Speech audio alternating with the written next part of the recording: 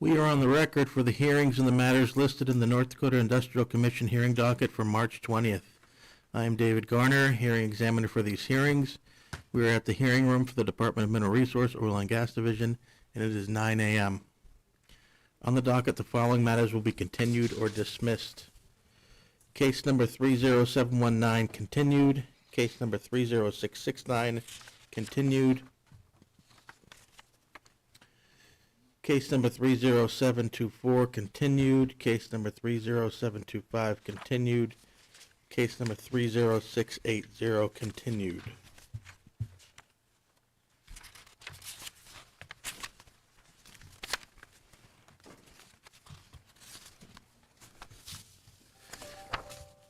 The administrative docket starts on page 3 with case number 30724 and goes through case number 30740. These cases will be heard in the next room with Michael Zish. Audio recordings of the cases on the administrative docket will be placed on the oil and gas website by the end of the week.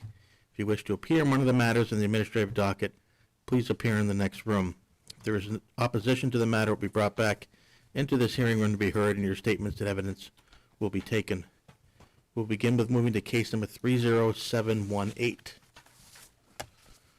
On a motion of the Commission to consider the appropriate spacing for wells completed in the McGregor Buttes Bakken Pool in the 2560-acre spacing unit described as all of sections 16, 17, 20, and 21, and those portions of sections 28 and 29 within the Fort Berthold Indian Reservation, Township 147 North, Range 94 West, Dunn County, North Dakota. All interested parties, please come forward.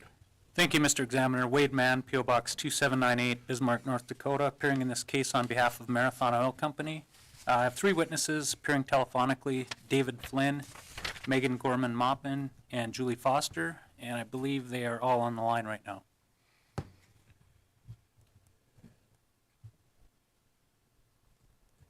Yes. Mr. Flynn. Yes, sir. Do you solemnly swear or affirm under the penalties of perjury the testimony you're about to give in this matter will be true and correct to the best of your knowledge and belief? I do. David, can I have you state your name, by whom you're employed, and in what capacity, and give us your business address? David Flynn, landman for Marathon Oil. Address is 990 Town and Country Boulevard, Houston, Texas, 77024. David, have you previously testified before the Commission? Yes, I have. Have you had your qualifications received as that of an expert? Yes. Okay. And David, are you familiar with this spacing unit and I guess some of the previous orders relating to development on this spacing unit? Yes, I am. Okay, I'd move the testimony of Mr. Flynn be received as that of an expert. Motion granted. And David, let's start out with your exhibit number L1, if you can kind of identify the spacing unit and take us through your interest in that spacing unit. Sure. Exhibit L1 represents the 2560 spacing unit outlined in red, covering sections 16, 17, 20, 21, and portions of 28 and 29 within Township 147 North, Range 94 West, in Dunn County, North Dakota. The tracks highlighted in yellow represent Marathon Oil Company's interest, and I'll go into further detail on the next slide.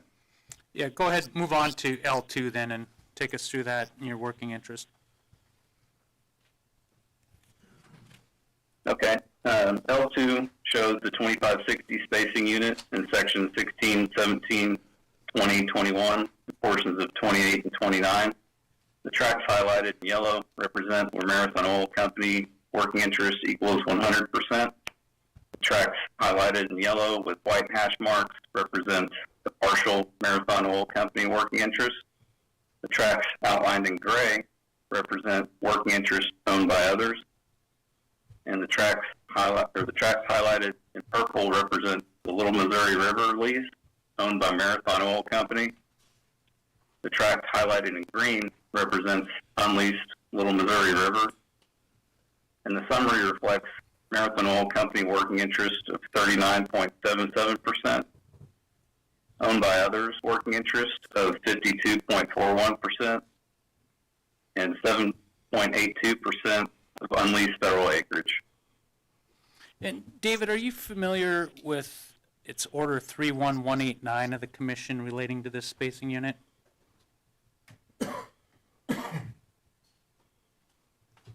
Yes, sir, I am. Okay.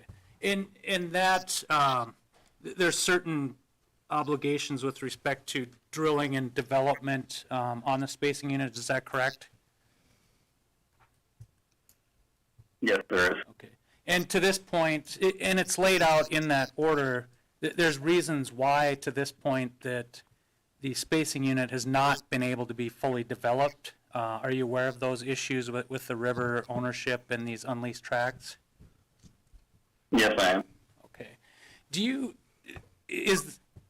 Are those issues, have they been resolved, or do we still have the unleased interests within this spacing unit that kind of prohibit development at this time? The appeal is still ongoing. I'll just refer back to paragraphs 15 and 16 in Order 31189. And the status remains the same for that. The appeal is still ongoing, and there's no further update at this point. And with that appeal ongoing, there's those tracts that remain unleased, correct?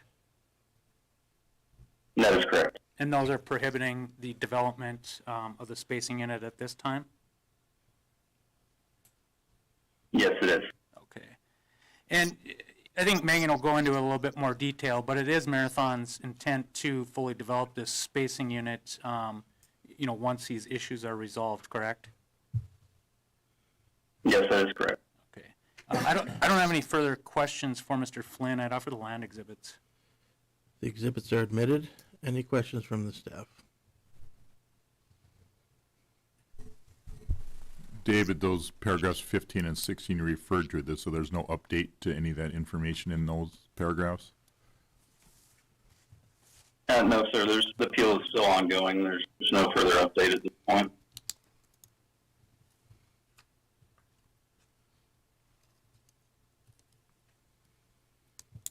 Wade, does Marathon have any objection to us taking administrative notice of the previous orders that dealt with the spacing unit? No objection. Okay, thank you.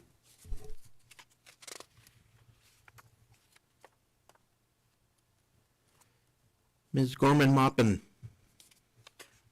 Yes, do you solemnly swear or affirm under the penalties of perjury the testimony you're about to give in this matter will be true and correct to the best of your knowledge and belief? I do. Megan, can I have you state your name, by whom you're employed, and in what capacity, and give us your business address? Yes, my name is Megan Gorman Mopin. I'm an advanced geologist with Marathon Oil Company, and our address is 990 Town and Country Boulevard, Houston, Texas 77024. And Megan, have you previously testified before the commission? Yes, I have. Have you had your qualifications received as that of an expert? Yes, And are you familiar with the geology underlying the proposed spacing unit? yes, Okay, I'd move the testimony of Ms. Gorman Mopin be received as that of an expert. Motion granted. And Megan, just briefly take us through your Exhibit G1, describe the structure underlying the spacing unit. yes. In Exhibit G1, we're showing the structure map of the Upper Bakken Shale with a contour interval of 10 feet and has an average dip of 1 to 3 degrees. The 2560 acre spacing unit being discussed today is shown in the red dashed polygon, and the cross-section marked A to A prime will be discussed in the following exhibit. Okay, and let's move on to the cross-section G2, then, that exhibit. Okay, so this is a cross-section from A to A prime. It shows our primary target intervals for the area. We'll be targeting both the Middle Bakken and the Three Forks First Bench. Both formation thicknesses are consistent along the cross-section with minimal thickness variation. And now let's move on to G3, and let's discuss development. David indicated, that we still have the issues that are currently preventing development, but does Marathon continue to sort of evaluate what the development's going to look like once these issues are resolved?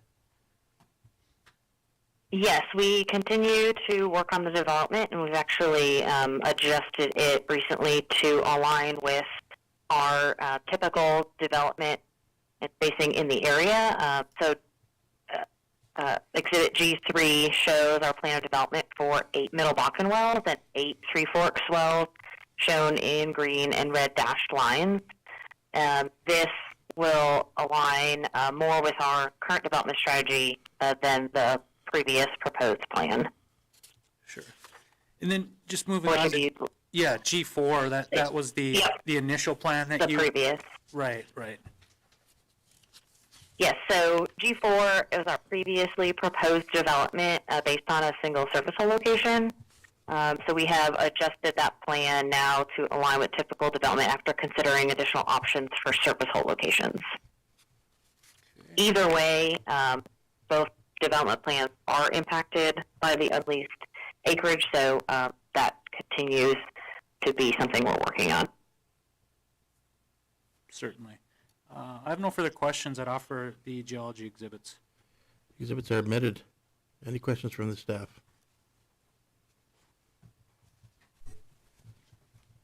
Megan, on G3, if the, Yeah. well, first off, the 3 wells on the west side, you have not determined a surface location for those? Correct. We are actively working on an option for those 3 wells. And the wells in the middle of the space unit, they would likely be drilled further once that unleased acreage is drilled. They would drilled closer to the space unit boundary. Correct. We'll drill it to the legal limit of 200 feet.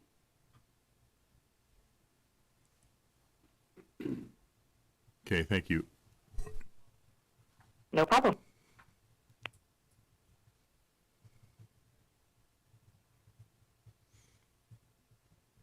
Is it Ms. Foster?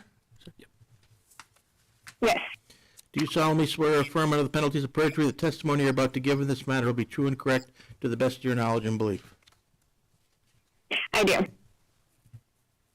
Julie, can I have you state your name, by whom you're employed, and in what capacity, and give us your business address? Yes, my name is Julie Foster. I'm a senior reservoir engineer for Marathon Oil. My address is 990 Town and Country Boulevard, Houston, Texas, 77024. And Julie, have you previously testified before the commission? Yes, I have. And have you had your qualifications received as that of an expert? Yes. And are you familiar with the engineering-related matters associated with this spacing unit? Yes, I am. Okay, I'd move the testimony of Ms. Foster be received as that of an expert. Motion granted.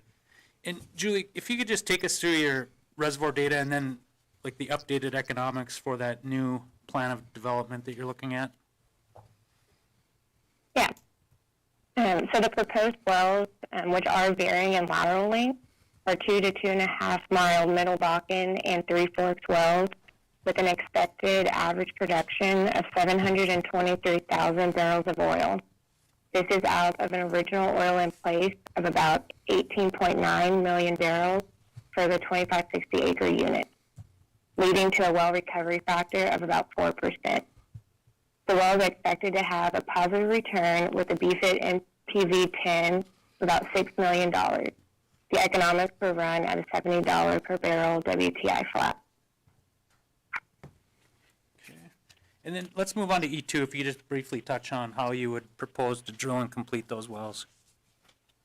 The drilling and completion plan for these wells is our standard well plan, which is to run and cement 7-inch casing past a kickoff point, then to run and cement a 4.5-inch liner about 10,000 to 12,000 feet further.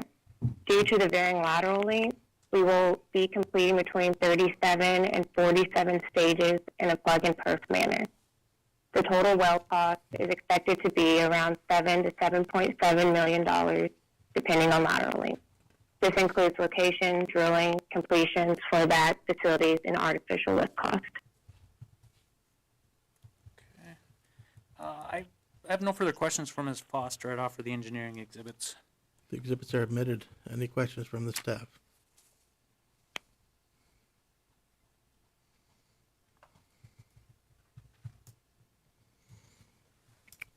That concludes our hearing for case number 30718.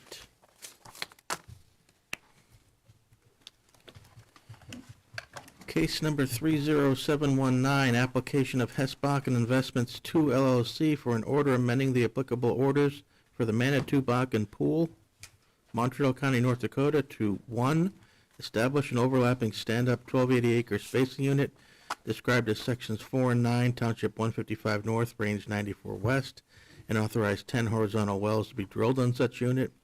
2, establish an overlapping 2560-acre spacing unit described as sections 4, 5, 8, and 9, Township 155 North, Range 94 West, and authorize 1 horizontal well to be drilled on such unit. And 3, granting such other relief as may be appropriate. This case has been continued to the April hearings. That concludes our hearing for case number 30719. Case number 30720, application of Hesbachen Investments 2 LLC for an order amending the applicable orders of the Beaver Lodge Bakken Pool, Williams County, North Dakota, to 1, establish an overlapping laydown 1920-acre spacing unit described as sections 3, 4, and 5, Township 155 North, Range 95 West, and authorize 5 horizontal wells to be drilled on such unit. 2, establish an overlapping laydown 38, 40-acre spacing unit described as sections 32, 33, and 34, Township 156 North, Range 95 West, and sections 3, 4, and 5, Township 155 North, Range 95 West, and authorize 1 horizontal well to be drilled on such unit. And 3, granting such other relief as may be appropriate.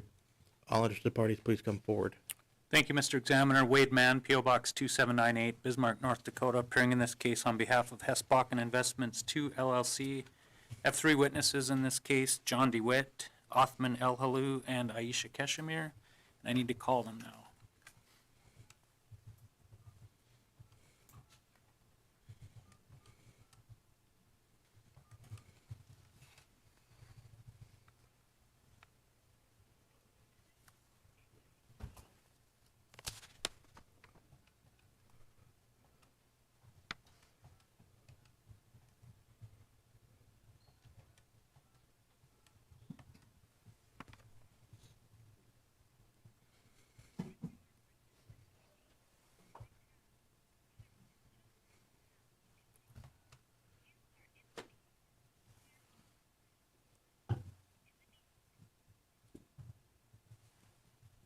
Can you guys hear me? All right, we're live in the hearing room.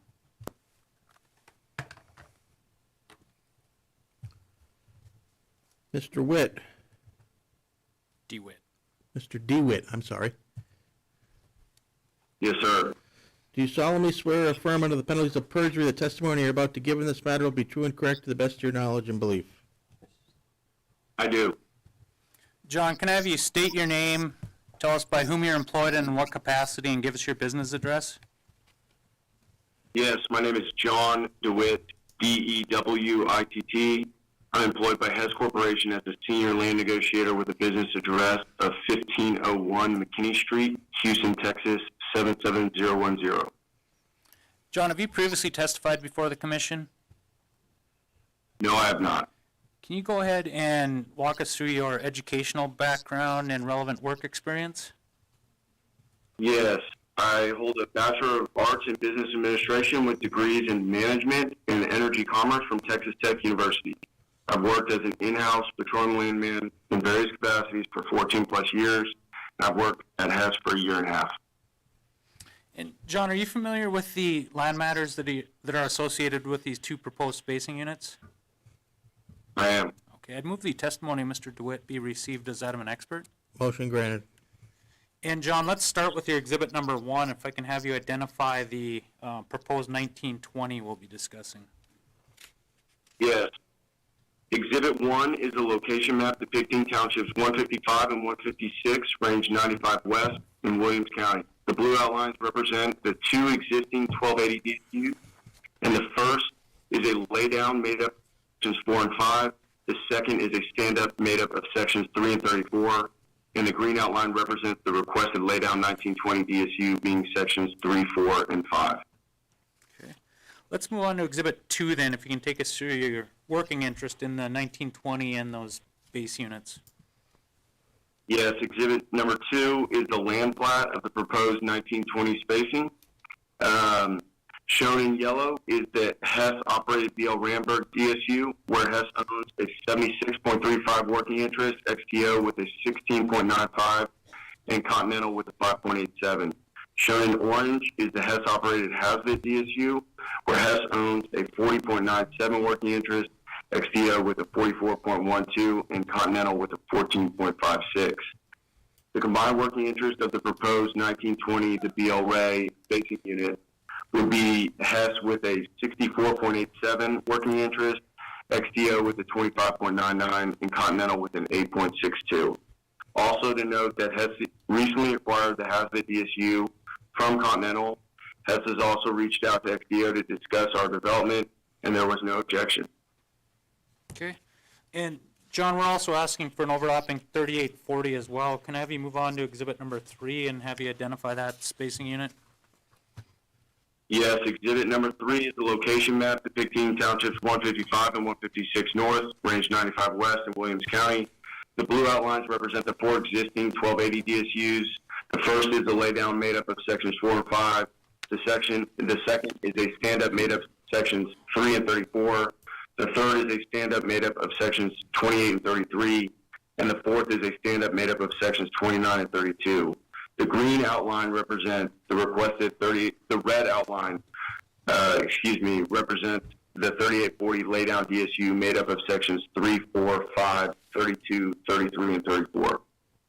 Okay. And let's move on to exhibit 4, if you can take us through your working interest in that spacing unit. Yes, exhibit number 4 is the land plat with working interest of the proposed 3840 spacing. Shown in green is the Hess-operated BL Domi DSU, where Hess owns a 95.11 working interest. Shown in blue is the Hess-operated BL Prisinger DSU, where Hess owns an 84.63 working interest. Shown in yellow is the Hess-operated BL Ramberg DSU, where Hess owns a 76.35 working interest, XTO with a 16.9 panel with a 5.87. Shown in orange is the Hess-operated Hazbit DSU, where Hess owns 40.97 working interest, XTO with a 44.12, and Continental with a 14.56. The combined working interest of the proposed 3840 BL Ray LN spacing unit would be Hess with a 69.06% working interest, XTO with a 21.41%, and Continental with a 16.80. As I mentioned earlier, Hess recently acquired this Hazbit DSU from Continental and also reached out to XTO to discuss our development. There was no objection. Okay. Thank you, John. I have no further questions. I'd offer exhibits 1 through 4. Exhibits are admitted. Any questions from the staff?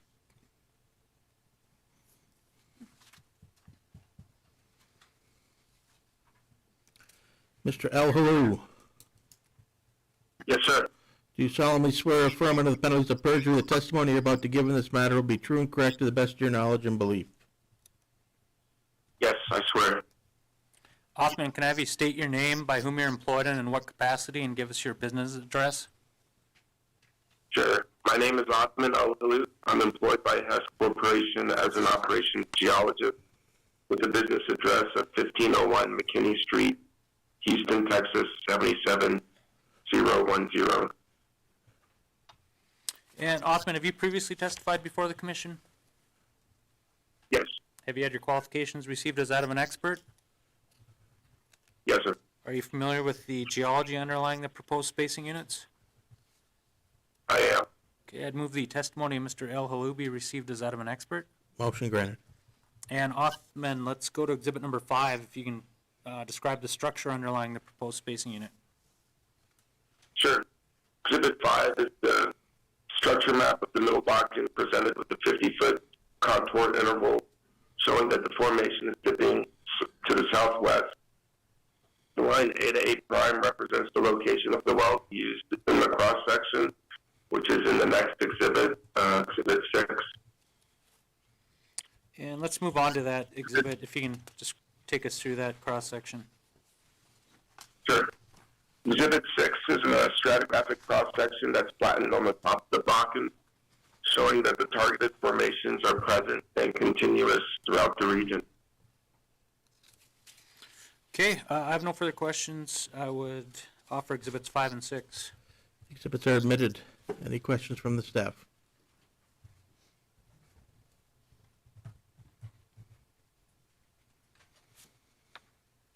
Ms. Kashmir, Yes. do you solemnly swear or affirm under the penalties of perjury the testimony you're about to give in this matter will be true and correct to the best of your knowledge and belief? Yes, I do. Aisha, can I have you state your name, by whom you're employed, and in what capacity, and give us your business address? Sure. My name is Aisha Kashmir. I'm a reservoir engineer employed by located at 1501 McKinney Street, Houston, Texas 77010. And Aisha, have you previously testified before the commission? Yes, I have. Have you had your qualifications received as that of an expert? Yes. Are you familiar with the engineering-related matters associated with the spacing units? Yes, I am. Okay, I'd move the testimony of Ms. Keshmir be received as that of an expert. Motion granted. And Aisha, let's start with exhibit number 7, if I can have you describe what your proposed development plan for that 1920 would look like. Sure. Exhibit 7 shows the proposed 1920 development plan for section 3, 4, and 5. The bold dashed line are the proposed wells and will be drilled in the middle Bakken formation. Okay. And then we're also looking to drill a lease line well on the 3840. And if you can look at exhibit number 8 and just describe your plan of development for that well. Sure. The Exhibit 8 shows the proposed 3840 development plan for section 3, 4, 5, and section 32, 33, and 34. The bold dashed line is the proposed well as well, and it's drilled in the middle Bakken formation as well. Okay. And let's move on to exhibit number 9, and if you could just take us through the reservoir data and the economics. Yeah, Exhibit 9 shows the reservoir and economic summary for a single 3-mile lateral middle Bakken well in People Lodge area. The expected EUR is around 820 ms tender bill. Economics will run at $62 flat WTI and 100% working interest. The expected NPV is around $14 million with 100% rate of return. Okay. And Aisha, in your opinion, would establishment of the overlapping 1920 as well as the overlapping 3840 for that lease line well, is that going to prevent waste, protect relative rights, and prevent the drilling of unnecessary wells? Yes, that's correct. I have no further questions. I'd offer exhibits 7 through 9 and the gas capture plan affidavit. The exhibits are admitted. Any questions from the staff? Aisha, what's your plans for that lease line BL Fritzinger well and then the Hosfit well in 34 and 3 for when you're crossing those with these new wellbores? Yes, I would start with the Hasbro 1-3H. This well is a Three Forks, for its drill in the Three Forks formation since 2009. Right now it's making around 8 barrels per day, so this one to be PNA. After we drill the BRA on section 3 and the BL Matras on section 34, and both those batches will be drilled in 2025. For the BL Friesinger, this one is a middle Bakken well. It's 3-mile lateral. So far, it's making 132 barrels per day. 2,000 feet for this well was a sliding sleeve. So we will be adjusting completion as needed for the sections crossing the existing middle Bakken well. And if we see any losses during drilling, we will be isolating those sections. All right, thanks.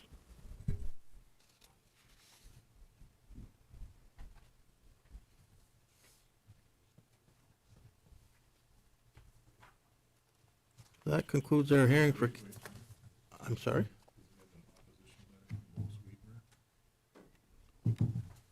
Was that this case? Okay. Thought it was just to the pooling. Thought it was just Objecting to pooling. pooling.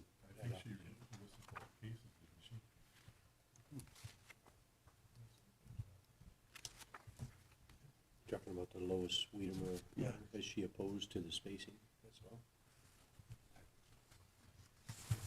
You got the letter? I have it right here. Can you read it? I can't read it.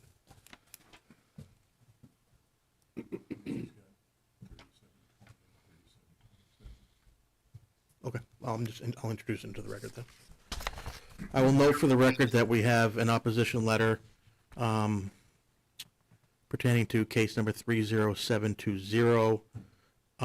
Any objections admitting this into the record? I have no objection to admitting the letter. Mr. Examiner, I don't think it's relevant at all to the spacing case. I think what the letter indicates, and it's a similar letter, it's been filed in previous cases, indicating that Ms. Wiedemer doesn't objects to pooling her interest and to any risk penalty. Pooling's a separate issue than the spacing. There's nothing in there to reflect that this would not be the appropriate spacing, for these lands and the development that's been described by Hess witnesses, that would in any way be inappropriate or not be the best plan of development.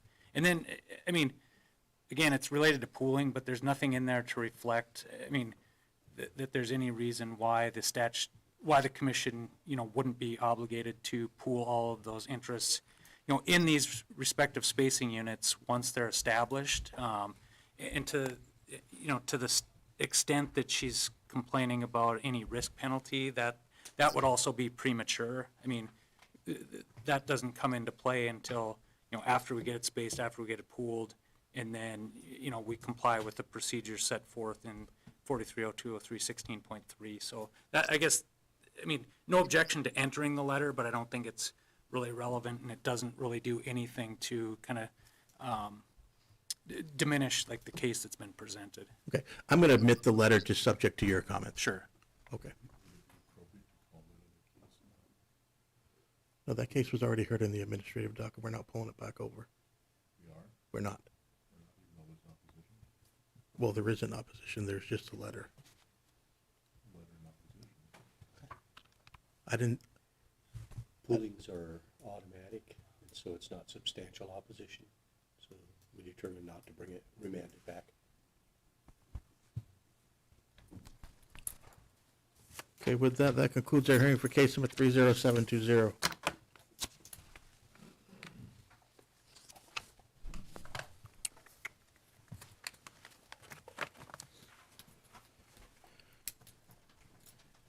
Case number 30669, application of Hess-Bakken Investments 2 LLC for an order amending the applicable orders for the Blue Buttes Bakken Pool to establish an overlapping laydown, 1280-acre spacing unit described as Section 12, Township 150 North, Range 96 West, and Section 7, Township 150 North, Range 95 West, McKenzie County, North Dakota, and authorize one horizontal well to be drilled on such unit or granting such other relief as may be appropriate. This case has been continued to the April hearings. That concludes our hearing for case number 30669.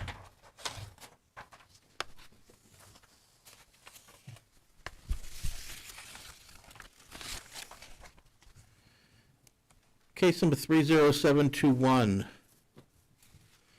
Application of Oasis Petroleum North America LLC for an order amending the applicable orders for the Tioga, Beaver Lodge, and/or West Bank Bakken pools to establish an overlapping laydown 2560-acre space unit described as sections 34 and 35, Township 157 North, Range 95 West, and the west half, and west half, east half of Section 4, all of Section 5, and the east half, west half of Section 6, Township 156 North, Range 95 West, Williams County, North Dakota, and authorize one horizontal well to be drilled on such unit or granting such other relief as may be appropriate. All interested parties, please come forward.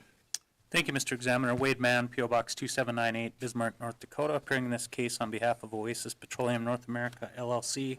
I have three witnesses in this case, Keith Swiderski, John Prim, and Corey Gilbert, and I'll call them now.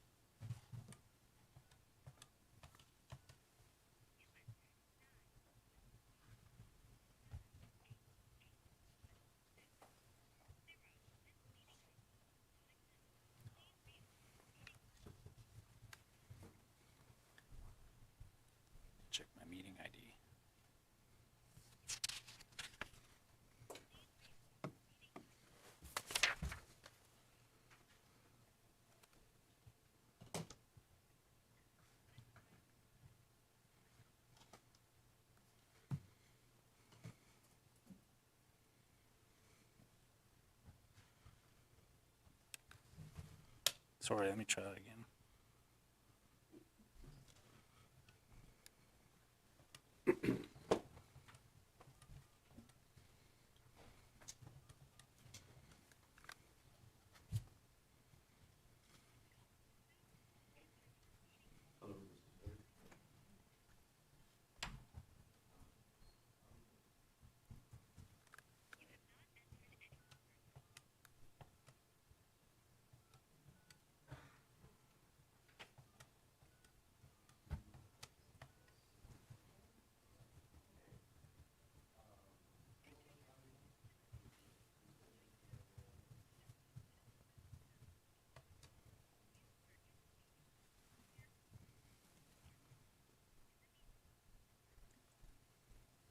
Hey guys, can you hear me? All right, we're live in the hearing room.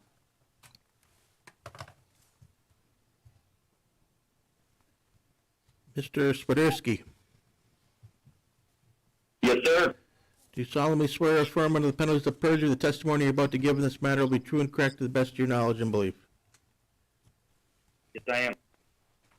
Keith, can I have you state your name, by whom you're employed, and in what capacity, and give us your business address? Yes, I'm Keith Swiderski. I'm a landman with Oasis Petroleum, and our business address is 1001 Phantom Street, Houston, Texas. And Keith, have you previously testified before the commission? Yes, sir. And have you had your qualifications received as that of an expert? Yes, sir. And are you familiar with the land matters associated with the proposed spacing unit? Yes, I am. Okay, I'd move the testimony of Mr. Swiderski be received as that of an expert. Motion granted. And Keith, if I can have you identify with Exhibit L1 the proposed spacing unit we're discussing. Yes, if you look at L1, which is the regional locator map, you'll see the proposed 2560 is located in Williams County, townships 15795 and 15695, directly south of the town of Tioga. If you go to L2, you get a better view of it. It's 2560 located in 15795, encompassing sections 34 and 35, and 15695, encompassing section 6, the east half, the west half, and the east half. All of section 5, section 4, the west half and the west half, and the west half, the east half of the west half. And Oasis' working interest in this proposed unit is a little less than 35%. Let's go on to L3, if you can just describe the working interest in those underlying base units. Yes, sir. So the 2560s includes 4 additional underlying base units. First one is DSU highlighted as number A. That is a an Oasis operator work DSU, which we own at 66.66% working interest. DSUs B and C are Murex operated DSUs, which Oasis does not own a working interest in. And then the DSU D is a Hess operated DSU, which Oasis has a 16.12% working interest. And Keith, will Oasis be working with the other working interest owners with respect to operatorship on this proposed spacing unit? Yes, sir, and we've already begun those discussions. Okay. I have no further questions for Mr. Swiderski. I'd offer the land exhibits. The exhibits are admitted. Any questions from the staff?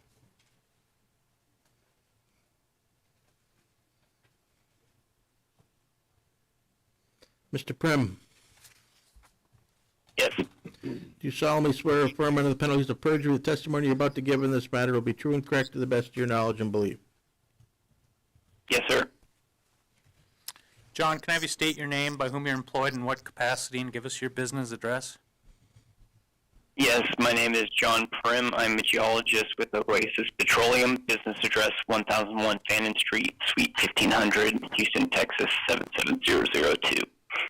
And John, have you previously testified before the commission? Yes, Have you had your qualifications received as that of an expert? yes, And are you familiar with the geology underlying the proposed spacing unit? yes. Okay, I'd move the testimony of Mr. Prim be received as that of an expert. Motion granted. And let's start with G1, if you can describe the structure underlying the proposed spacing unit. Yeah. So G1 is a upper Bakken structure map underlying the proposed DSU. It's shown in subsea TVD with contour intervals of 20 feet. It shows the proposed DSU as well as existing middle Bakken wells, and the type log, which will be shown in Exhibit G3, the Hartsock 3333. And as you can see, the Bakken is present throughout the DSU and is dipping to the southeast. Okay.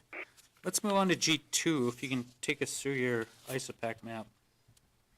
Yeah, so this is a middle Bakken ISOPAC map with the same previous features outlined, the DSU, the existing wells, and the type log. And as you can see here, there is contours showing the middle Bakken thickness, and between the western boundary of the proposed DSU and the eastern boundary, we see it slightly thickening from 54 feet thick to 57 feet thick. Okay. And let's move on to your type log, G3. Yep, G3 is that Hartsock type log that was highlighted on the previous maps to the west of the proposed DSU, and it shows what we expect to encounter in the subsurface, showing gamma ray resistivity, density, and porosity, and it's centered over the middle Bakken reservoir. Okay. I have no further questions for Mr. Prim. I'd offer the geology exhibits. Exhibits are admitted. Any questions from the staff?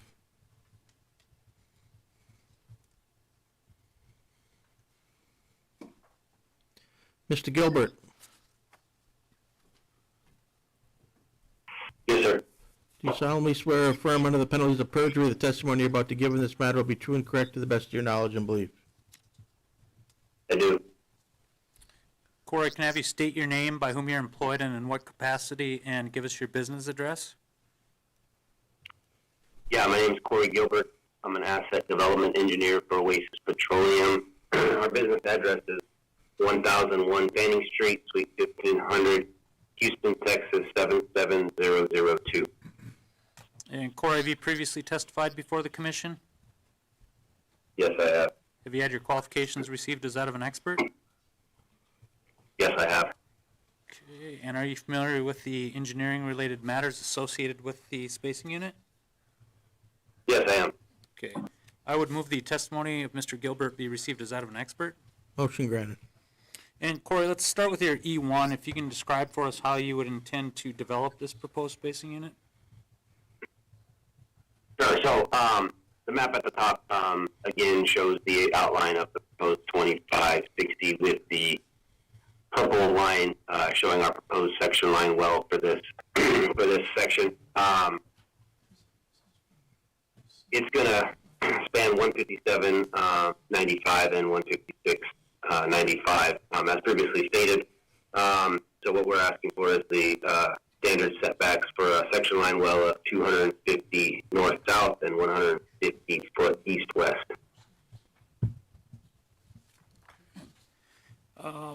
Let's move on to E2. If you can take us through your reservoir data and economics for the proposed well. Yep. So again, targeting the middle Bakken here with an estimated reservoir pressure somewhere around 6,700 psi, 55-foot net pay with 6.1% porosity, and an oil formation volume factor of 1.71. The original oil in place, this is scaled to a 1280 unit, is about 16 million. If we scale that to the 2560, that would be 32. We're anticipating a well EUR of about 494 MBO. And of course, we're just looking at one section line well here, but this combined with the other infill well will result in a DSU recovery factor of about 15%. Running our economics on 71.50 oil price, 275 gas price, we're looking at a PIR 10 for this specific well of roughly 0.58 and a capital investment of 7.9 million for a 2-mile lateral. Okay. And Corey, in your opinion, what establishment of this overlapping spacing unit to allow for that section line well, prevent waste, protect relative rights, and prevent the drilling of unnecessary wells? Yes. Okay, I have no further questions. I'd offer the engineering exhibits and the gas capture plan affidavit. The exhibits are admitted. Any questions from the staff? Corey, do you plan on utilizing the current pad to drill this well? So this particular section line well will be part of our infill development, and so we've got a new location planned for the western half of the DSU of section 34, roughly kind of in the middle of that section there on the west line. And so the infill wells and this section line well will all be drilled from that pad. And what's your time frame to drill those? These will be a 2025 project. Great, thanks.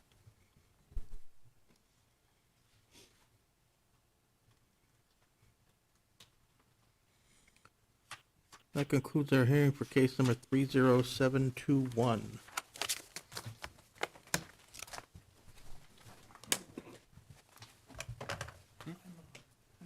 Witnesses here. Would you mind, you're only gonna have one witness here, right? Yeah, just Yeah. Would you mind if he sat over there so I could sit over here? Yeah, that's fine. You sure? Yeah. Okay. Case number 30722. Application of Petro Hunt LLC for an order amending the applicable orders for the Powers Lake East Tioga and our Tioga Bakken pools to establish an overlapping 40-acre spacing unit described as sections 4, 5, 8, 9, 16, and 17, Township 158 North, Range 94 West, Montreal County, North Dakota, and authorize one horizontal well to be drilled on such unit or granting such other relief as may be appropriate. All interested parties, please come forward. Thank you, Mr. Examiner. Wade Mann, P.O. Box 2798, Bismarck, North Dakota, appearing in this case on behalf of Petro Hunt LLC. I'll have three witnesses testifying in this case. Mr. Mike Lindsay is present, and then I'll have Dutch Cruz and Jason Stengel, and I need to call them now. Okay. Mr. Examiner, Lawrence Bender, P.O. Box 1855, Bismarck, appearing in this matter.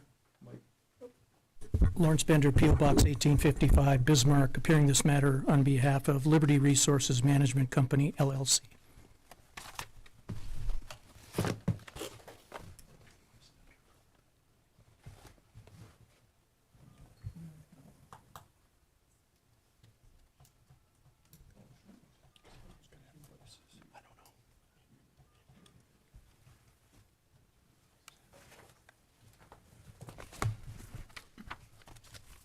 Are you going to call any witnesses? Just a second, which case did you call?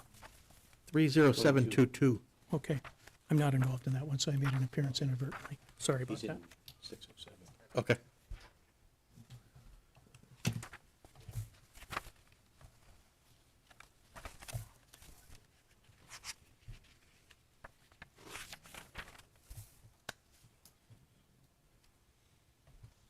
For some reason, I thought that was continued, so I apologize. That's right. Hey, Jason, Dutch, you guys there? All right. All right, live in the hearing room.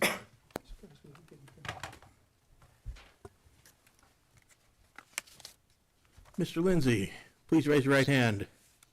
Do you solemnly swear or affirm under the penalties of perjury the testimony you're about to give in this matter will be true and correct to the best of your knowledge and belief? I do. Mike, can I have you state your name, by whom you're employed, and in what capacity, and give us your business address? Michael Lindsay, a landman with Petro Hunt LLC.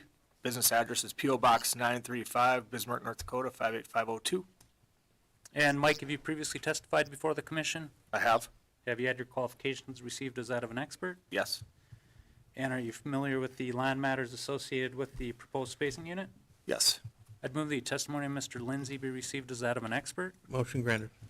And Mike, let's look at your exhibit number 1. Can you identify the spacing unit and take us through your working interest in that proposed spacing unit? Yep, so the proposed spacing unit is Township 158 North, Range 94 West, Sections 4, 5, 8, 9, 16, and 17, a 3840.32 acre spacing unit in Montreal County. Okay. And how about your working interest in the proposed spacing unit? Yep, and then, so it's track by track breakdown. Actually, there's a typo on track 2. it should be 15894 0916. I have 0619 on there, so. But other than that, it's a track-by-track breakdown of Petra Hunt's working interest, and throughout the unit, we have a 14.355278% working interest. And Mike, have you communicated with other working interest owners with respect to the spacing and operatorship? Yep, I have discussed with another operator in the unit, or another party in the in the spacing unit, and plan is to maybe work with them to up our working interest through a trade of some sort, but we're in the planning stages now, so. Okay. I have no further questions for Mr. Lindsay at Offer Exhibit 1. The exhibit is admitted. Any questions from the staff?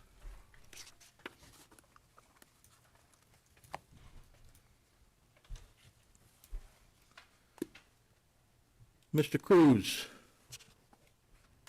Yes. do you solemnly swear or affirm under the penalties of perjury the testimony you're about to give in this matter will be true and correct to the best of your knowledge and belief? I do. Dutch, can I have you state your name, by whom you're employed, in what capacity, and give us your business address? Yes, my name is Dutch Cruz. I'm employed by Petra Hunt LLC as a geologist. My business address is 600 17th Street, Suite 2550 South, Denver, Colorado, 80202. And Dutch, have you previously testified before the commission? I have. Have you had your qualifications received as that of an expert? Yes. Okay, are you familiar with the geology underlying the proposed spacing unit? Yes, I am. Move the testimony of Mr. Cruz be received as that of an expert. Motion granted. Dutch, let's start with your exhibit number 2, and initially, if you can just kind of take us through the structure map portion of it, describe the structure underlying the proposed spacing unit.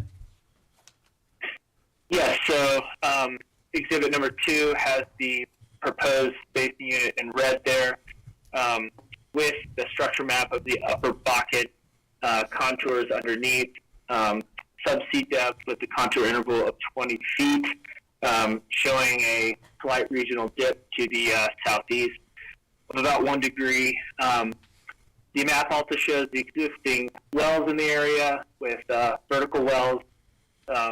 It's black dots, the existing Bakken laterals in the brown color, and existing Three Forks wells in purple, and then Petra Hunt planned wells dashed in the same colors, the brownish color for Middle Bakken planned wells, and purplish pink for Three Forks. Our proposed well in this DSU that we're speaking of is the dashed black line there. It is planned to be drilled in the Middle Bakken, and we plan to drill it from that existing Hoyby pad there in the northwest corner of Section 4 in Powers Lake Field there, where we have an existing Three Forks well there. I'd also like to point out on the east side there in the south portion of Section 3 of Powers Lake Field, the type log, which I will reference on the next exhibit. Let's So one other thing, I guess, wanted to point out the index map, kind of in the top right, showing this proposed DSU. We do have an upcoming case, I think will be heard next, of a DSU directly to the south, case 3607 there. Just wanted to point out the relative location of those two hearings.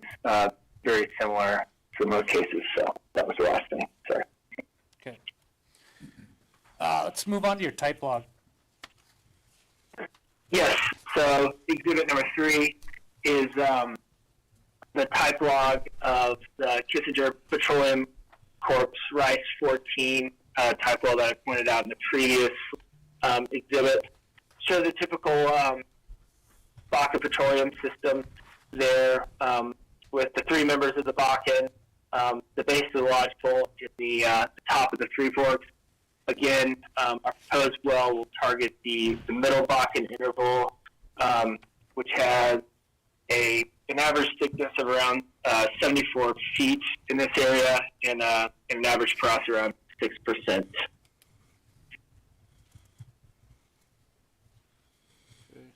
I have no further questions. I offer Exhibits 2 and 3. The exhibits are admitted. Any questions from the staff?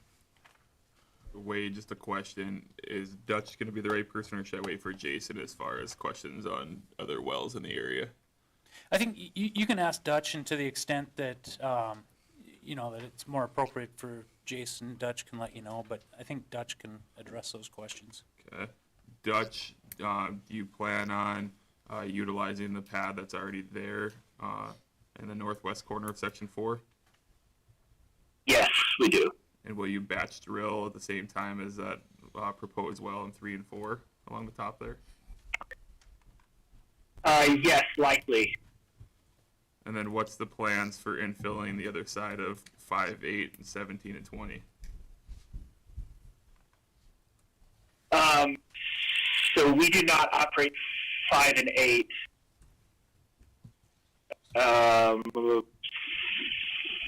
Or 17 and 20, so I would not be the right person to ask on that. Okay, that's fine. Thanks.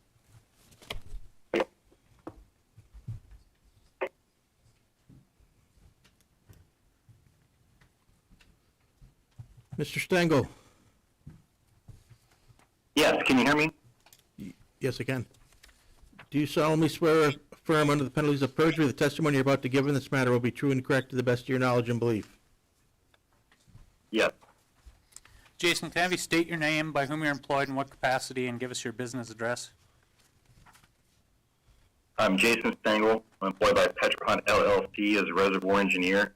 My business address is 2101 Cedar Springs Road, Suite 600, Dallas, Texas 75201.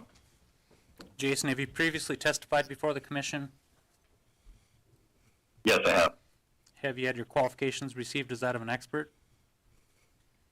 Yes. Okay, are you familiar with the engineering-related matters associated with the hearing and the spacing unit? Yes.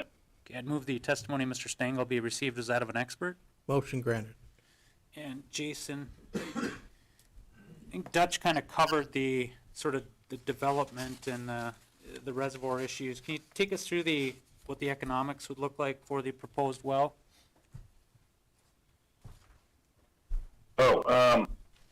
Well, reservoir Yeah, and economics, I guess. Sorry.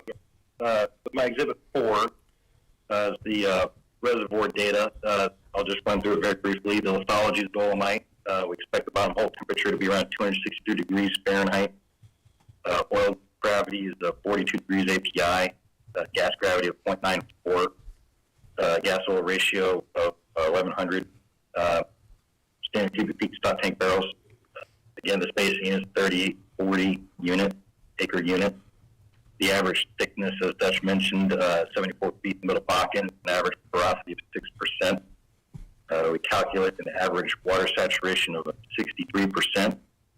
The formation volume factor 1.77. The estimated OOIP is 27,042,673 tank barrels with an estimated recovery for this particular well at 650,000 stock barrels per well, with an estimated recovery factor of 2.4%. Okay. Let's move on to Exhibit 5, if you can describe for us what the economics would look like for a proposed well. Yes. The economics for this well, the assumptions are the IP rate of 400 barrels of oil per day, a GOR of 700. Again, the EUR is 650,000 barrels. Projected well cost $12.4 million, with an average lease operating expense of $16,800 a month. The estimated royalty burden is 16.9%.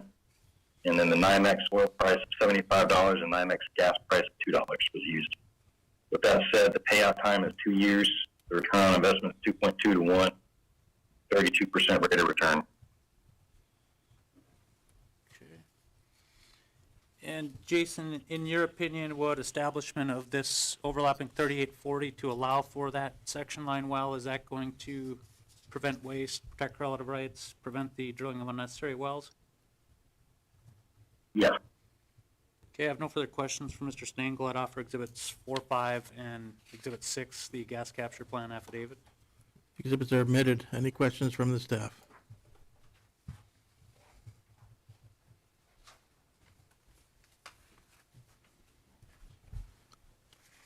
That concludes our hearing for case number 30722. Why don't we use this opportunity to take a 10-minute break? Sounds good. Hey, Jason, Dutch, can you guys just hang on? Yes, I'm here.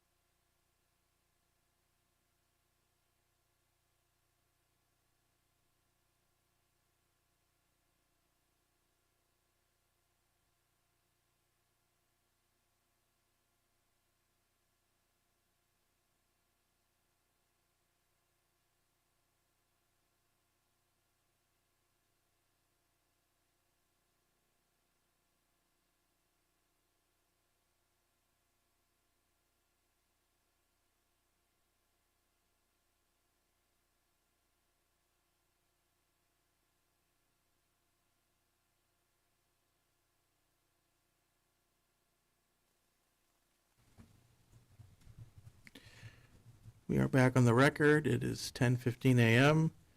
with case number 30607, application of Petro Hunt LLC for an order amending the applicable orders for the Tioga, East Tioga, and/or White Earth Bakken pools to establish an overlapping 3840 acre spacing unit described as sections 20, 21, 28, 29, 32, and 33, Township 158 North, Range 94 West, Montreal County, North Dakota, and authorize one horizontal well to be drilled in such unit or granting such other relief as may be appropriate.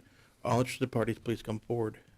Thank you, Mr. Examiner. Wade Mann, P.O. Box 2798, Bismarck, North Dakota, appearing in this case on behalf of Petro Hunt LLC. Mr. Examiner, I have the same three witnesses, Mr. Lindsay present, and then Dutch Cruz and Jason Stengel again. And just a reminder, they're still in draw. Okay. Mr. Examiner, Lawrence Bender, P.O. Box 1855, Bismarck, North Dakota, appearing in this matter, case 30607, excuse me, on behalf of Liberty Resources Management, LLC. Will you be calling any witnesses? If we call witnesses, they are all present. Okay. Mr. Lindsay, you can proceed. Mike, let's look at your exhibit number 1. If you can identify the spacing unit we're discussing. The proposed spacing unit is Township 158 North, Range 94 West, Sections 20, 21, 28, 29, 32, and 33, 3840 acre spacing unit. Okay.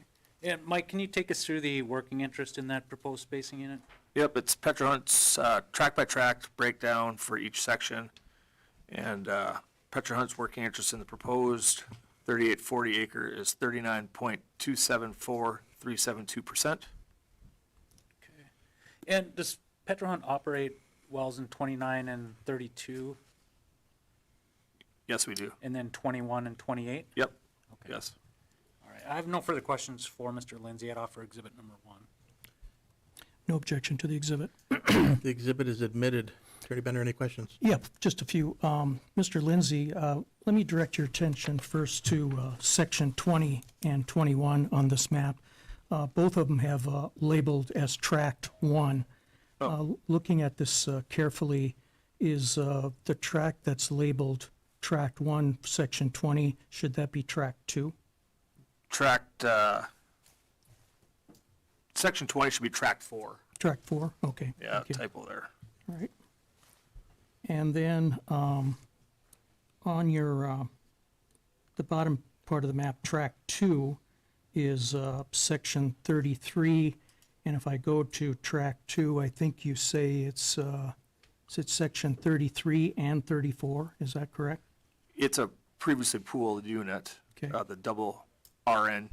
Okay. And those two wells, the double RN wells that are drilled in 33 and 34, those are laydown spacing unit wells. Is that correct? Yes, Okay.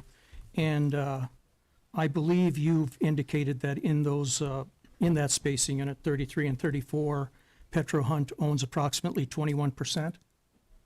I believe so. Proportion reduced since 33 and 34 is a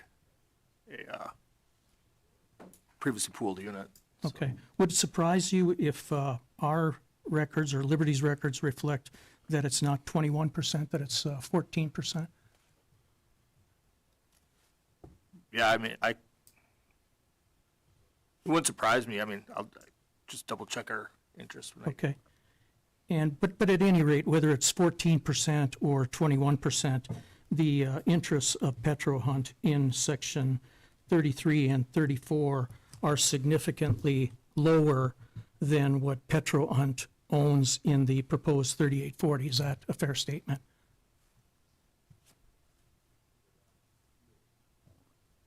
You want me to repeat the question? Yeah. Okay, not a problem.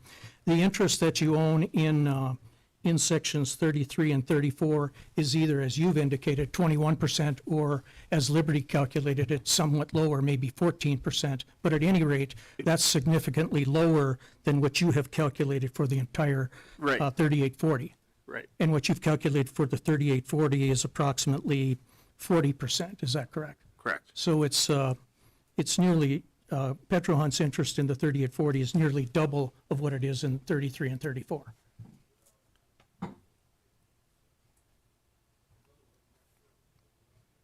I'd have to calculate again, but yeah, I mean, possibly. Okay. Well, I think the numbers speak for themselves. Right. Are you aware of the fact that there's 2 wells that have been drilled in 33 and 34 that are operated by Liberty? Yes. And you do agree with me that Petro Hunt owns an interest in those wells? Yes. And did Petro Hunt go non-consent? I'd have to check with that.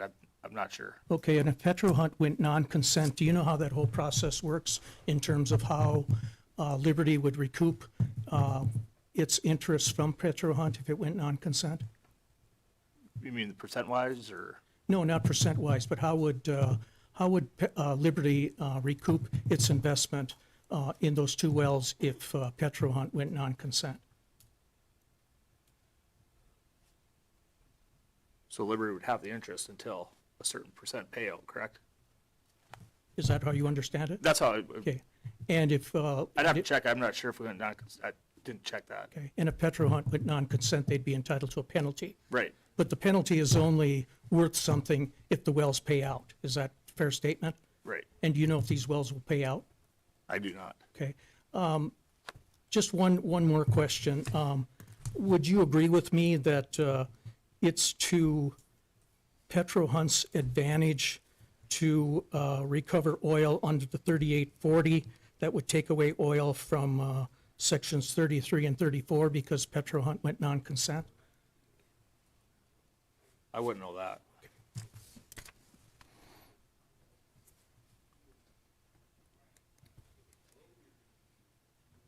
Maybe I asked this. If I did, I apologize. Do you know if the wells will pay out? I do not.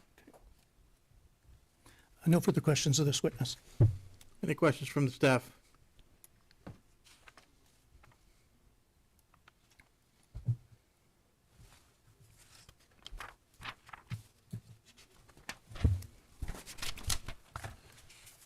Attorney Mann, anything further for this witness? No, Mr. Examiner, thank you. You can call your next witness. Dutch Cruz.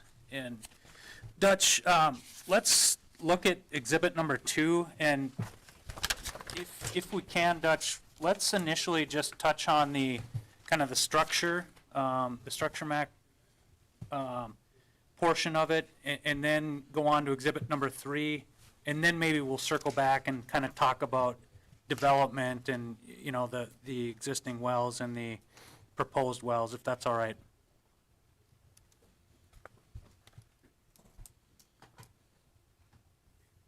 Dutch, you there?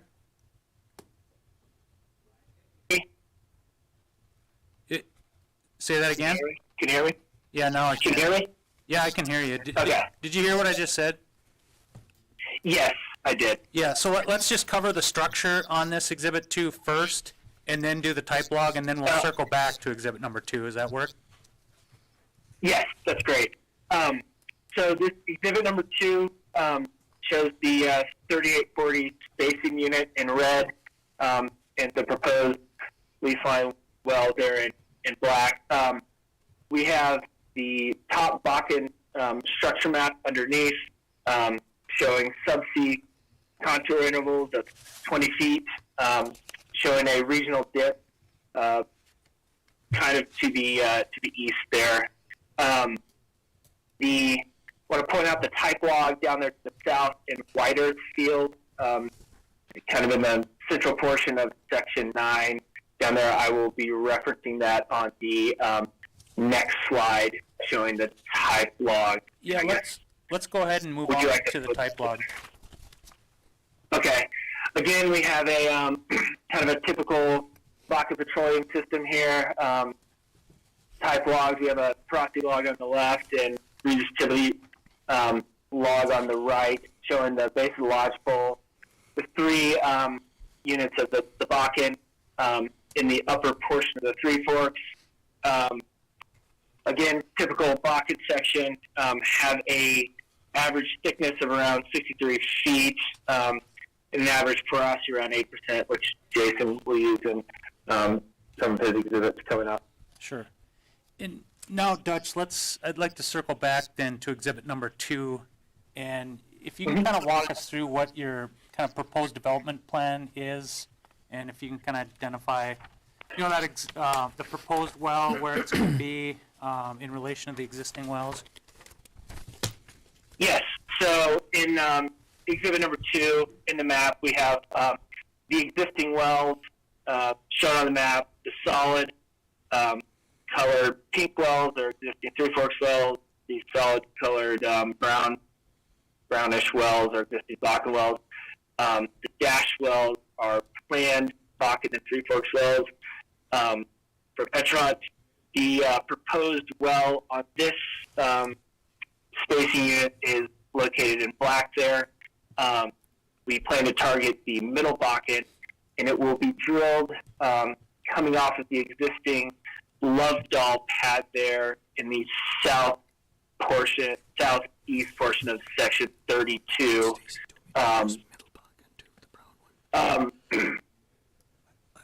And sorry, good feedback there.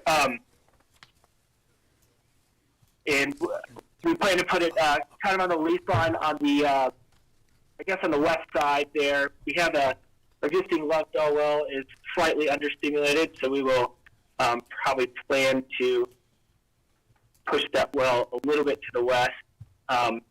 But that, I think, is it. Again, we have kind of an offsetting 1280 spacing units you can see there, 21 and 28, and 32 and 29. So this 3-mile lateral will get the pattern more regular. And again, we had a hearing previous to this with a similar section directly to the north, which would, this proposed well would continue that kind of regular spacing for the 3-mile wells.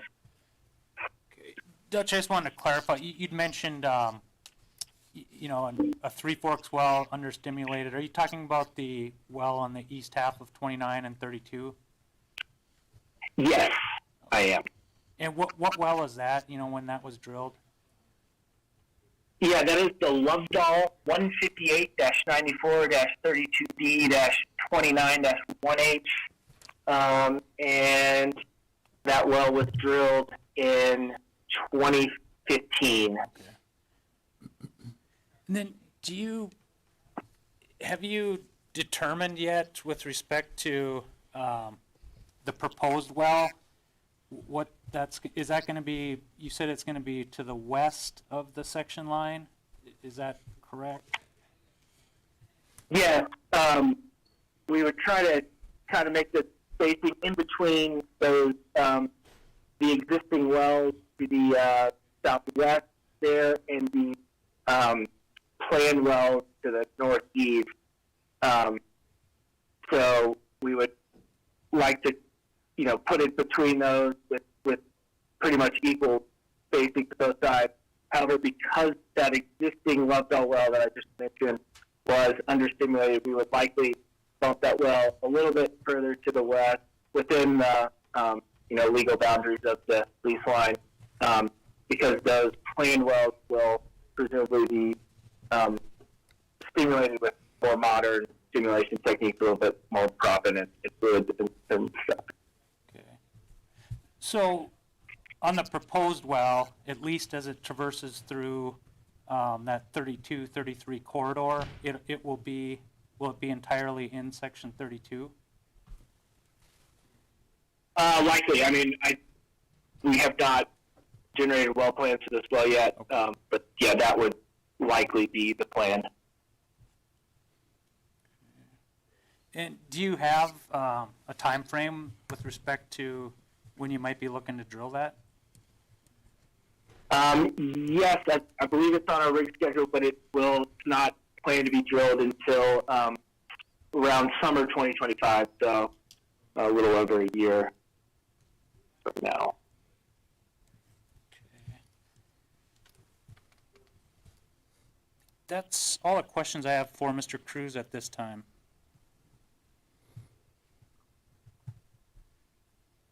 Do you want to admit the exhibits? Oh, I'm sorry. Yeah, I do. That'd be a good idea. Exhibits 2 and 3 I'd like to offer. Any objection? No objection. The exhibits are admitted. Attorney Bender, any questions?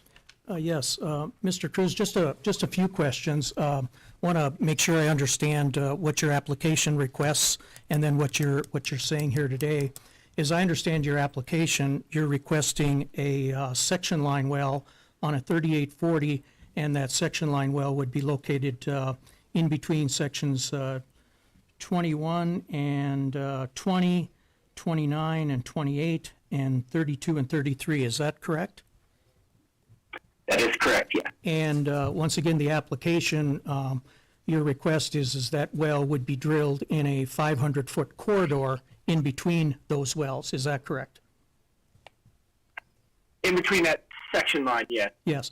And that corridor, or that section line corridor, is typically established by the commission as a 500-foot corridor, 250 feet either side of the section line. Is that correct? I believe so. I'm not 100% sure, but Okay. yes, sounds correct. But if that is correct, you could drill that well then approximately 220, 225 feet, as far as 250 feet into section 33, if you so desired. Is that correct? That is correct, yeah. And if you did that, you would cross over the toes of two wells that are currently operated by Liberty in 33 and 34. Is that correct? If, yes, we were that far to the east, we would cross over the toes of those existing roads, yes. We would obviously not like to do that. Okay. But you haven't decided exactly where you're going to put the well. Is that a fair statement? We have not, we've drawn it in, but we have not planned these wells officially yet, no.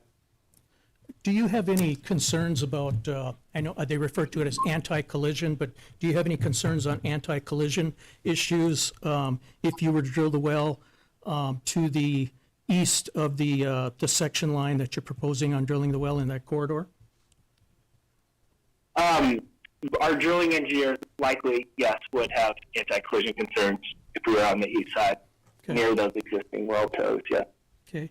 And you heard the testimony, did you not, of the land witness where he indicated that he believes, and if I'm mischaracterizing the testimony, I don't intend to do it purposely, but that Petro Hunt went non-consent in the two wells that are drilled in 33 and 34? I heard that testimony, yes. I was under the impression that we had an interest in those wells, so that was my impression. But yes, I did hear that testimony. But you believe that Petro Hunt may have an interest in the wells, and when you say that, you mean that you believe Petro Hunt may have elected to participate? Yes. Okay.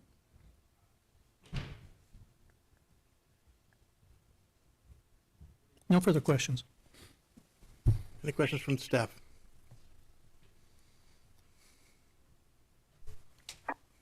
Judge, if Petron desires or plans to drill the well west of the section lines, where approximately would it typically be located if you were going to locate it on the west side or on the west side? Well, assuming we would want to put it as far west as possible, we usually like to give ourselves, 50 to 100 foot buffer from the hard line to prevent trespassing to the west side. So we would, move it as far to the west as we could, while giving ourselves a little bit of a buffer due to survey error and whatnot. So likely at 150 feet west of the section lines? I mean, I don't have a plan generated, but yes, likely that sounds reasonable to me. Okay, thank you. Mr. Examiner, as a result of Mr. Boer's questions, I have a couple follow-ups, if I may. I'm certainly willing to wait if Mr. Mann wants to do some redirect. But. Any questions, Attorney Mann? Just one follow-up. Dutch, Mr. Benner had asked about whether or not Petro Hunt had participated in those wells. Do you know? I do not know, no. Okay. And I believe the testimony of Mr. Lindsay was he wasn't sure, so is that, you don't know either? I do not know. Okay. That's all I have. Okay, you can proceed. Thank you, Mr. Examiner. Sir, just a question or two as a follow-up. Is it your testimony that the proposed section line well will be a middle Bakken well? Yes, it is.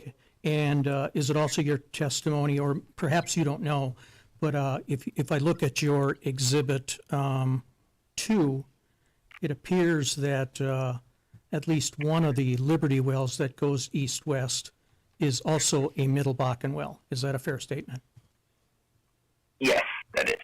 And is the other a Three Forks well? Yes, so the well in pink would be a Three Forks well, and the well in brown is the middle box well. Okay. On that Exhibit 2. No further questions. Anything further, Attorney Mann? No. You can call your next witness. Okay. Jason, let's, I guess, start with exhibit number 4. Can you take us through the reservoir data for the proposed spacing unit? Yes, I can.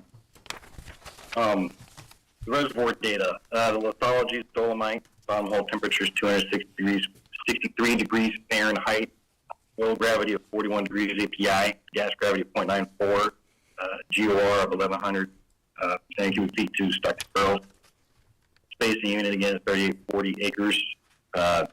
Average middle Bakken thickness here is about 63 feet with an average porosity of 8%. Calculated average water saturation of 51%.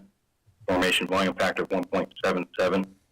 With estimated original oil in place of 41,156,115 stock tank barrels. The EUR of 650,000 barrels for this well. And that calculates to a recovery factor of 1.6%. Okay.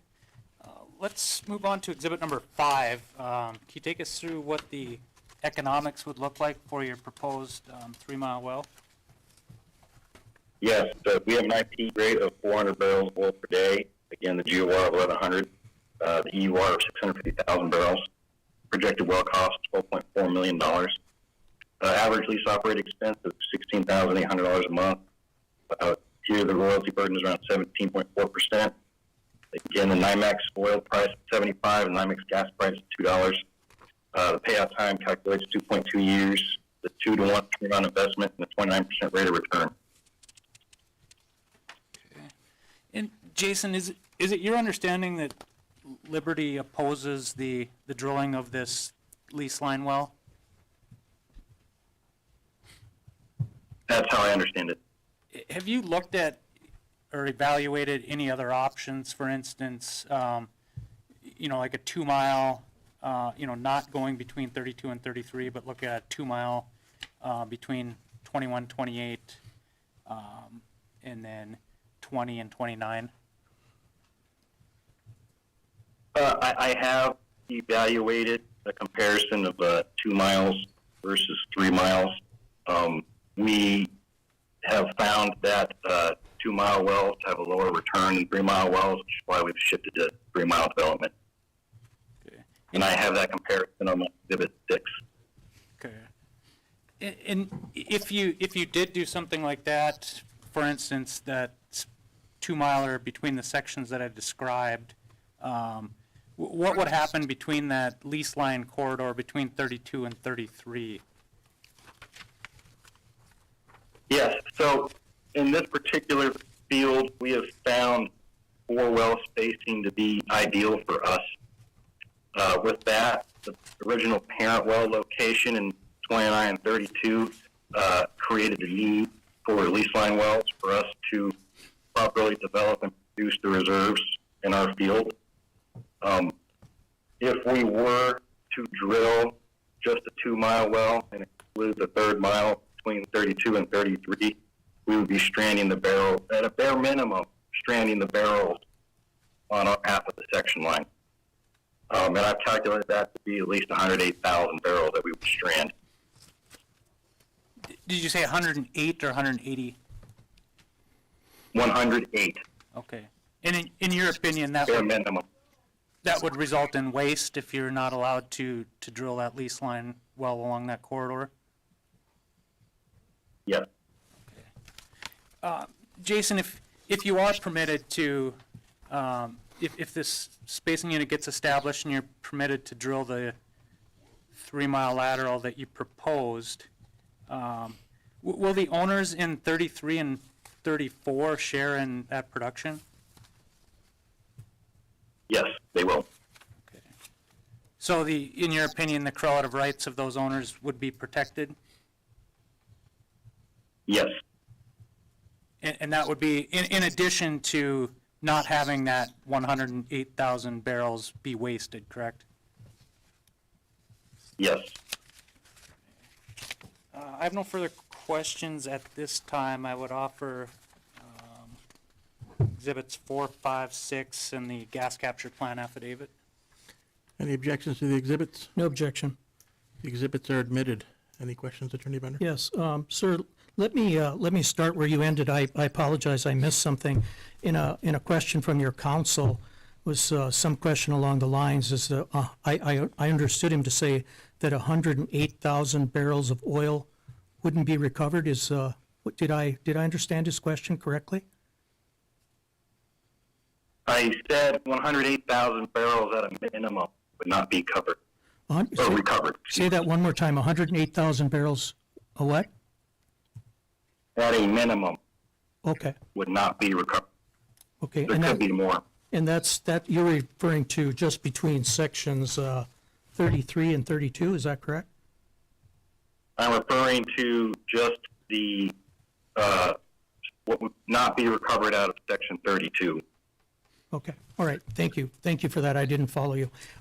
That brings me to my, to my next question, actually was going to be my first question until you testified as to the 108,000 barrels, but you've calculated estimated ultimate recovery on a 3-mile at 650,000 barrels, and on the 2-mile, 450,000 barrels, and I'm assuming those calculations are based totally on the well length. It doesn't take into consideration production in the area. Is that a fair statement?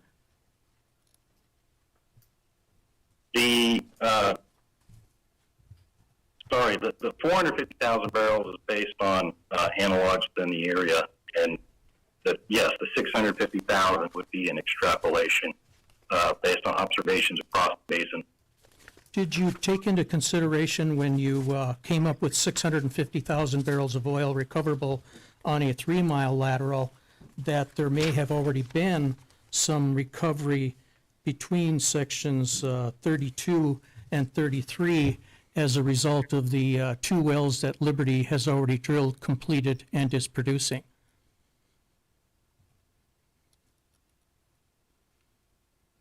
We did consider it to some degree, but it has not been a concern for us based on our other experiences across the basin.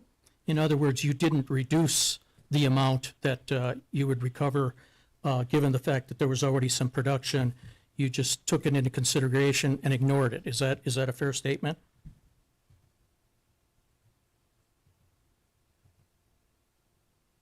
I didn't quantify that. I wouldn't say I ignored it. It was minimal. Well, but you told me previously when I asked you how you came up with the 650,000 barrels, you told me you just extrapolated a 2-mile to a 3-mile, so you didn't take into consideration the production from the 2 Liberty laydown wells, did you?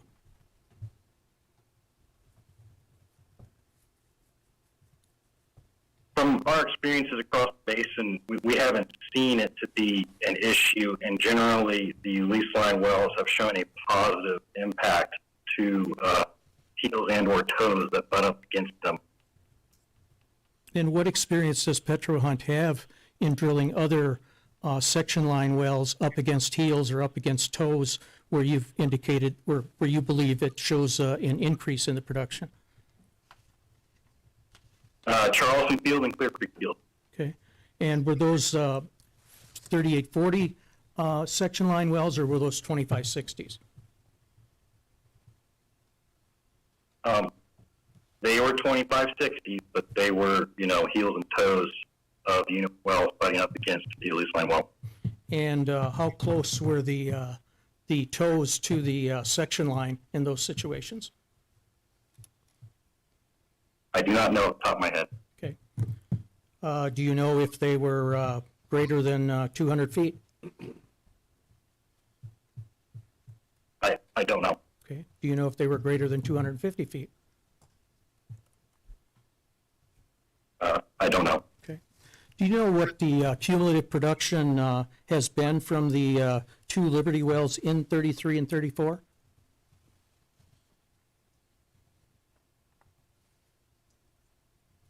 I do not.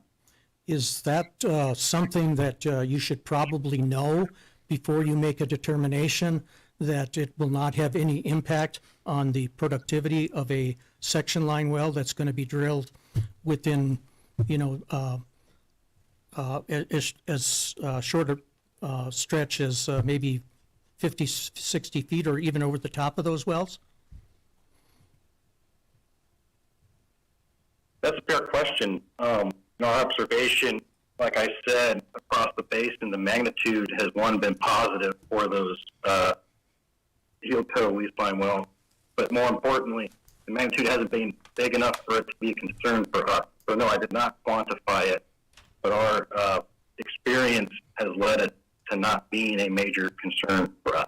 But don't you think it would be prudent, if you're here before the commission and you're going to be calculating what the estimated ultimate recovery of the oil will be from a section line well, to at least look what the cumulative production is on those wells?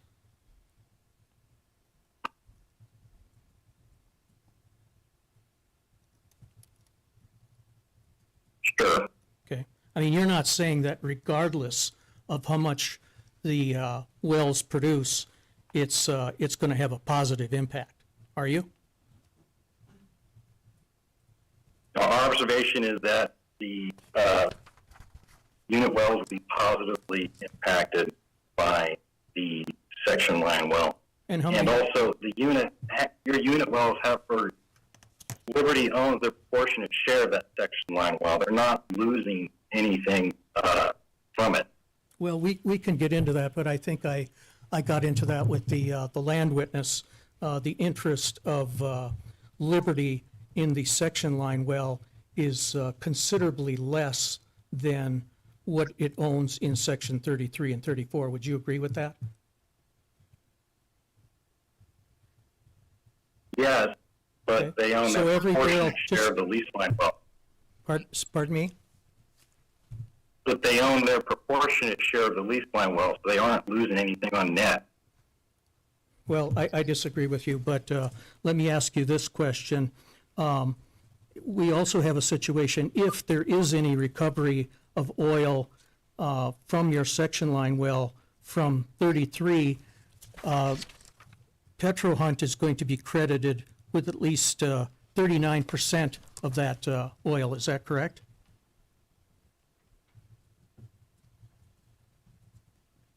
Petron's credited with 39% of the unit. Okay, and if any oil is recovered from the laydown section line, the laydown 1,280 acre spacing units at 33 and 34, because Petro Hunt went non-consent, took absolutely no risk in drilling those wells, they'll get nothing until payout and a 300% penalty. Is that correct? I do not know the consent status of those wells. Well, assume for a moment for my questioning that that's the case. Does that protect relative rights? It is non-consenting the well, protecting Liberty's correlative rights. They have a 300% penalty. I'll withdraw the question. No further questions. Any questions from the staff?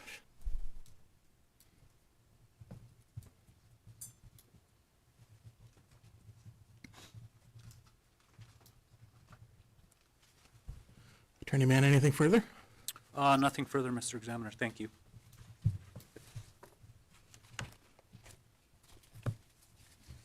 Attorney Bennett, did you plan on calling any witnesses? Yeah, I'm going to call two witnesses.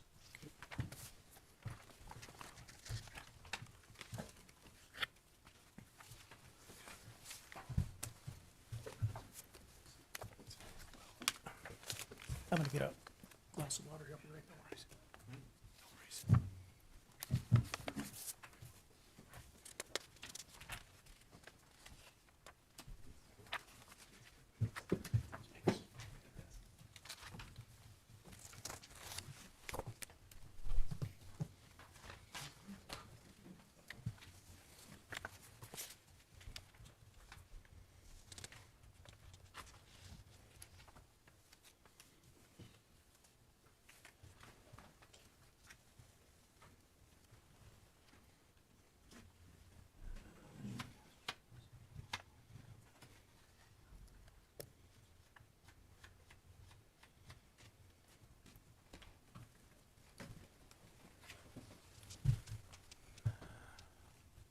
Yes. Okay, our first witness is Dwayne Fadness.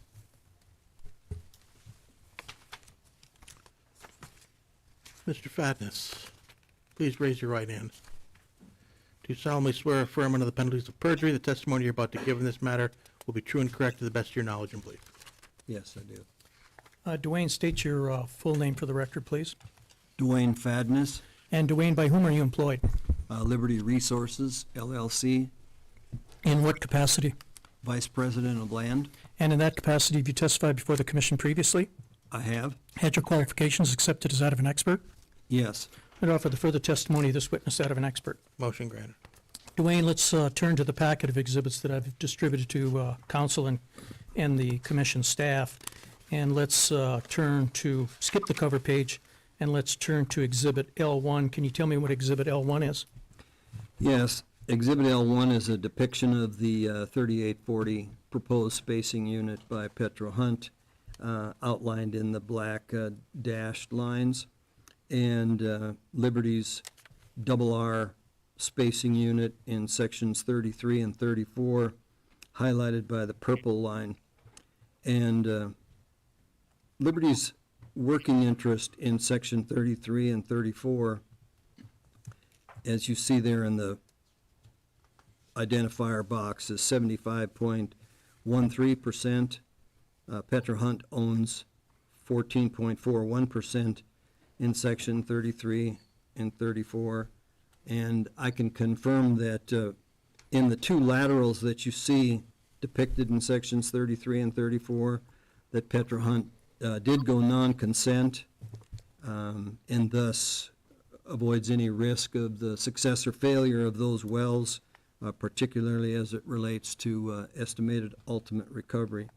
I would also add, in upcoming testimony here with engineering testimony, that Liberty plans 4 additional laterals in section 3 and 34.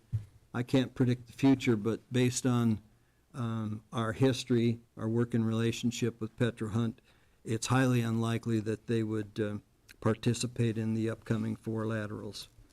On a bigger look at this, if you look up in the left-hand corner, for the 3840, Liberty's working interest is 12.52%, and the other working interest owners make up 87.48% of the proposed 3840. Okay, so just a couple questions, Dwayne. Considering the difference between Liberty's working interest in a 1280 laydown, 33 and 34, the 2 wells that Liberty has drilled, versus Liberty's working interest in the proposed 3840, will any migration of oil from 33 and 34 to be allocated on the 3840 have a significant detrimental interest to Liberty?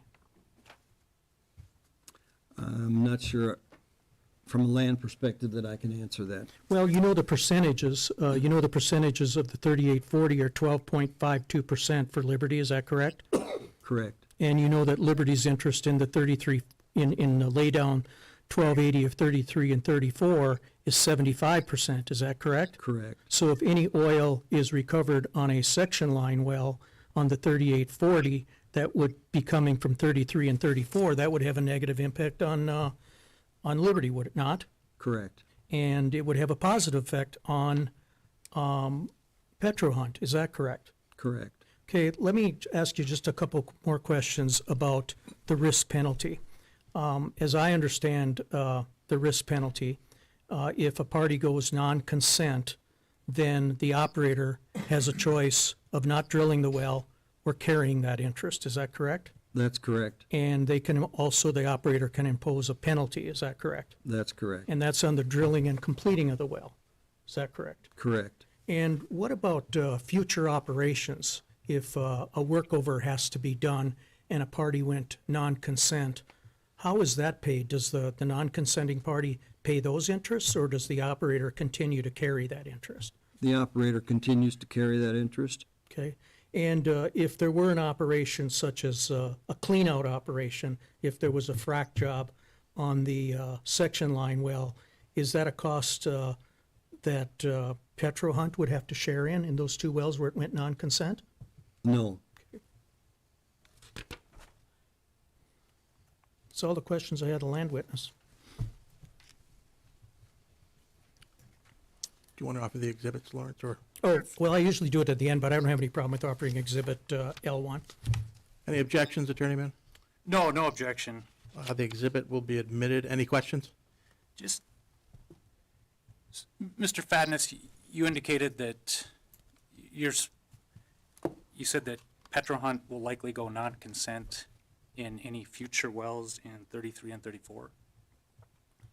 I can't predict the future, but based on the history and the working relationship, some acreage trades that we've done with Petro Hunt, I would say, I think I can safely say it's highly unlikely that Petro Hunt would participate in future wells in 33 and 34, again, based on the fact that they went non-consent on the original two wells.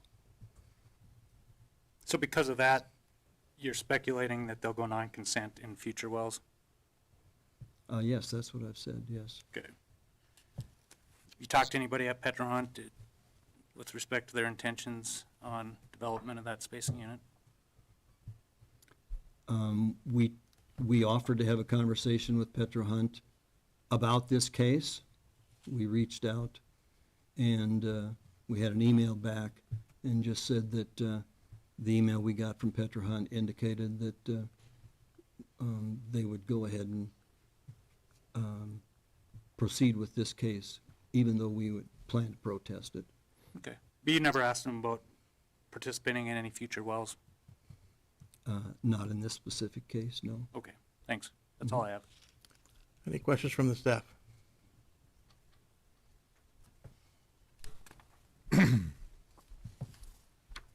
Dwayne, based on the testimony I've heard, and you can correct me if I'm wrong, it appears that, I mean, is Liberty suggesting that the commission should take into account if parties have went non-consent in base spacing wells before they space lease line wells?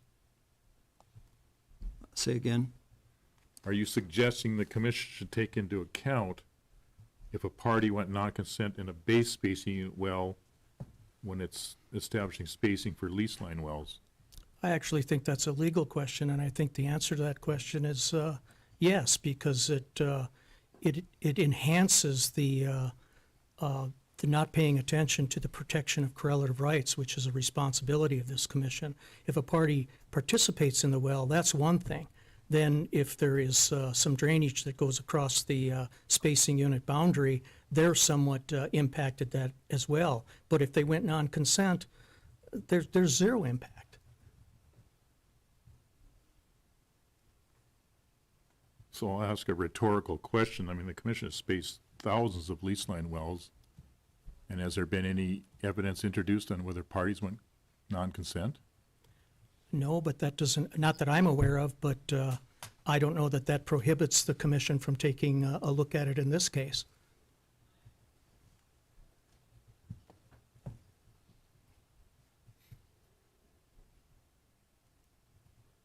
I mean, the point we're trying to make is it exacerbates the correlative rights problem, because they go from 0% in essence to 39%.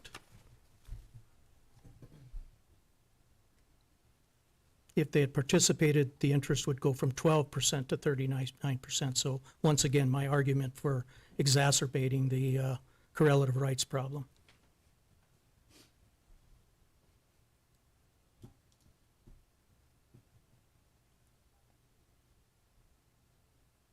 So in looking at this scenario we have in front of us, when would be the appropriate time to drill a lease line well after all the non-consent penalties have been paid out? Well, I think you're going to hear testimony from us a little bit later that our proposal is that there shouldn't be a lease line well between section 33 and 32, that the commission should limit the request and just create a 2560. And we're going to have a witness, our next witness will get into that in a little bit more detail. Okay, thank you.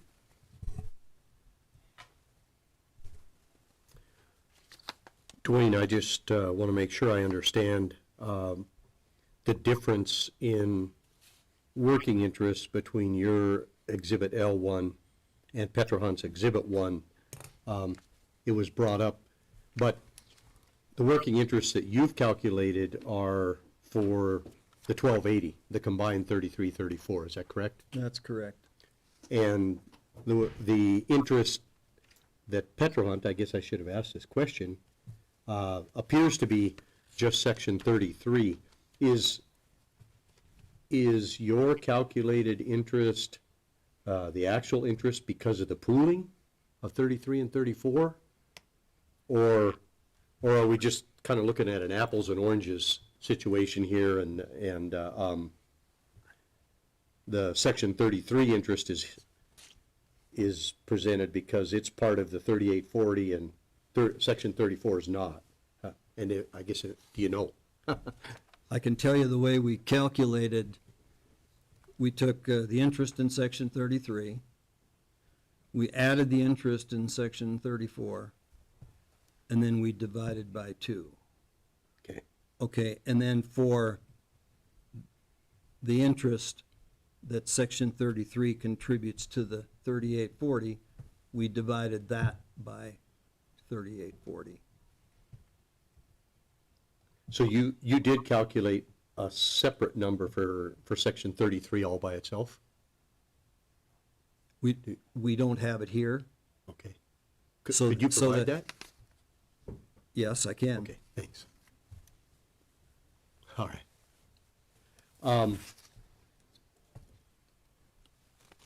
Let me see.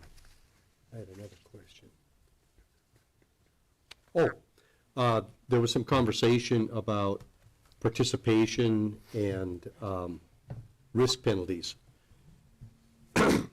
If a workover was required in one of the Liberty wells, and the well was still subject to non-participation in a risk penalty, would the risk penalty be applied to those workover costs as well?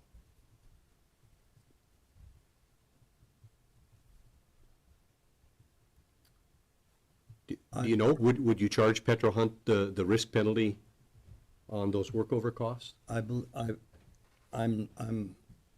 know the COPUS regs, but my intuition is that whatever costs we need to keep the well producing and paying quantities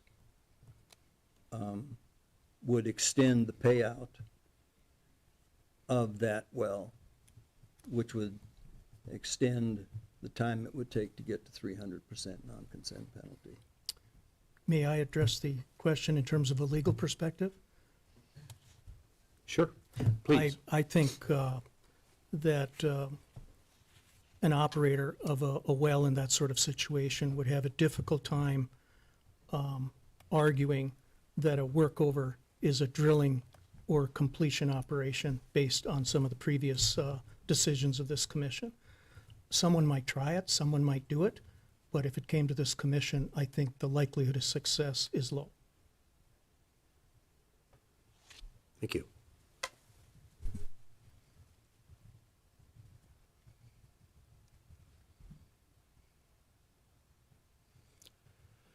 Attorney Bender, anything further for your witness? No, I'm ready to call the next witness. You may call your next. Call Mike Lindsay.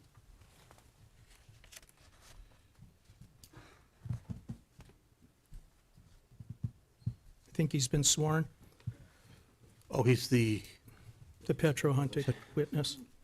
Mike, if Petro Hunt were provided a He's well... had the opportunity to cross him already. I mean, I don't think it's appropriate for him to be able to call him again now. I'm going to allow him to ask some questions. Okay.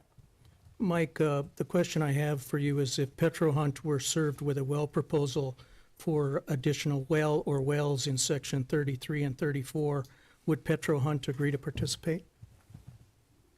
I would have to route it. I'm not sure the answer to that. Okay, no further questions. Anything further, Attorney Mann? No. Any questions from the staff?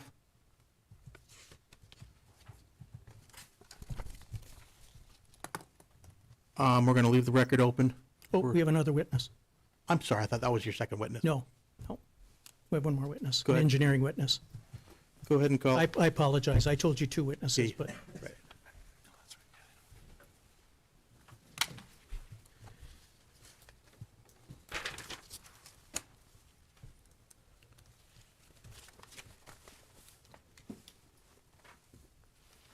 And your name? Stacy Strickland. Please raise your right hand. Do you solemnly swear or affirm under the penalties of perjury the testimony you're about to give in this matter will be true and correct to the best of your knowledge and belief? I do. Stacy, state your full name for the record, please. Stacy Strickland, And Stacy, by whom are you employed? Liberty Resources Management Company, And in what capacity? Reserves Engineer. And in that capacity, have you testified before the commission previously? I have? Had your qualifications accepted as that of an expert? Yes. Offer the further testimony of this witness that of an expert. Motion granted. Stacy, let's turn to the next exhibit in the packet, which has been previously marked as Exhibit E2. As Dwayne did, what I would like you, E1. oh, I'm sorry. E1. Okay. And as Dwayne did with the land exhibit, what I'd like you to do is identify Exhibit E1 and then briefly describe what's contained upon it. E1 is a location map with a 3840 acre spacing unit that is the subject of this hearing, outlined in a bold black rectangle in Township 15894, sections 20, 21, 28, 29, 32, and 33. The proposed 3-mile section line well is depicted with a black dashed line. The producing DSUs in this visual is colored by operator. You will see Liberty in red, Petra Hunt in blue, Hess in green, and Slauson in purple. The drilled wellbores are shown in black. In this area of interest, Petra Hunt, which is shown in blue, has been very active in this area, and there are 14 DSUs with an established development pattern in terms of well-to-well spacing. You'll see that the development pattern includes up to 4 wellbores per spacing unit, or approximately 1,300 feet well-to-well spacing. Most of these DSUs are comprised of a parent well, and that parent well was completed in the 2011-2012 timeframe, and some of those were all the way up to 2015. But the infill development really started occurring in 21 to 23, with most of those infills in the last 2 years. The black oval that we show on the map indicates the area of impact that is really the focus of Liberty's protest. The proposed 3-mile section line wellbore could overlap our existing and planned infill wellbores if it was drilled on the east side. Now, I know they've testified that they want to target on the section line or the west side, but if the full corridor was granted, it could overlap our wellbores. If it was drilled as far west as possible, which would be on the 250 foot from the east line, then it would be a maximum of 420 feet from our toes. So that's 250 feet from the section line plus 170 feet to our toes. And that's significantly tighter than any of Petra Hunt's executed development in this area. It's really approximately a third of the 1,300 foot well-to-well spacing. I'm going to have you just perhaps explain in a little bit more detail. You briefly discussed Petra Hunt's development in the area, and then you talked about the plan development for the 3840. Can you tell us just what part of the plan development for the 3840 Liberty has a problem with? Certainly. That planned section line wellbore does fit in perfectly with their executed development. You can see the spacing in sections 29 and 32 where their existing wellbores are. It makes sense. If you had 2 stand-up DSUs next to each other, we would not be here protesting this case. But that wellbore is on the section line, and unfortunately, we have a lay-down DSU that has the toes that are butting right up against where the section line well could be. There's a 150-foot hard line. Our toes are actually at 170 foot to have a little bit more setback for drilling accuracy. But it's too close in terms of where modern fracture simulations will compete with reserves for each other and will have interference with our production. Okay, let's go then to E2, and as you did with E1, first identify the exhibit and then briefly discuss what's contained upon it. Exhibit E2 is just zoomed into that area of impact that we depicted on the previous exhibit, and we're going to focus just a minute on operational risk.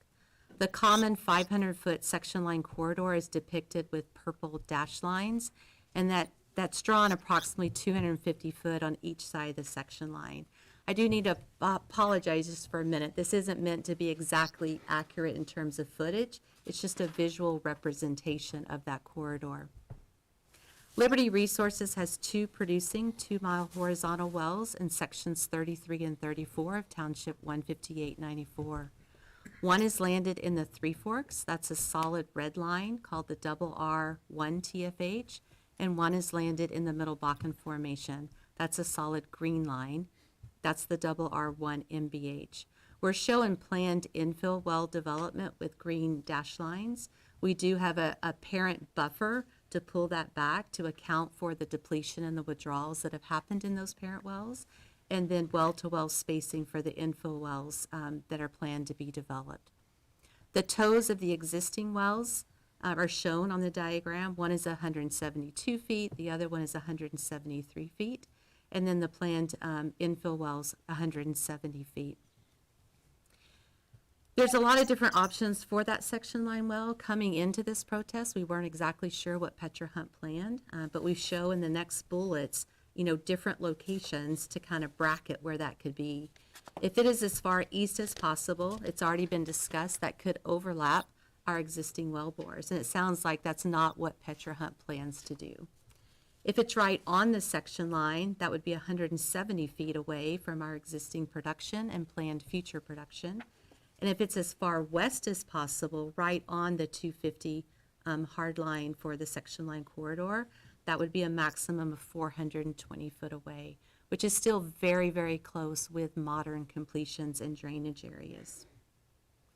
The frac interference is quite likely at any of those spacings with the modern completion. Liberty's existing producing wells are fracked at 1,000 pounds per foot, and our future wells will be 1,000 to 1,200 pounds per foot. Petra Hunt, I don't want to speak for another operator, but historically in this area, and even as recently as this past year, have been about 780 pounds per foot. I do not know what their future plans are, but it's still a modern completion. So we believe there's a high probability of frac interference at this tight spacing, and a costly clean out would probably be needed. If Liberty's infill wells are drilled first, then we could have all 6 wells needing a clean out. The 4 infill wells, because they would be newer wells with higher reservoir pressure, would need a clean out, but perhaps not as costly as the existing producing wells. And the reason why is those wells were drilled in 2018. They have about 250 MBO of withdrawals already and over 500,000 in total fluid withdrawals. Significant reservoir depletion. We've experienced this with some other offset fracs that have happened. Those cleanouts have been quite costly. We're estimating $400,000 per well, and so if all 6 would need a clean out, that would be $2.4 million. The 2 producing wells right now, we've found in those scenarios where we have significant withdrawals, we've not been able to clean out the full lateral, and we actually were not able to get the well back to its pre-frac hit producing potential. So there is a high potential of losing significant production or possibly losing a well bore in this situation.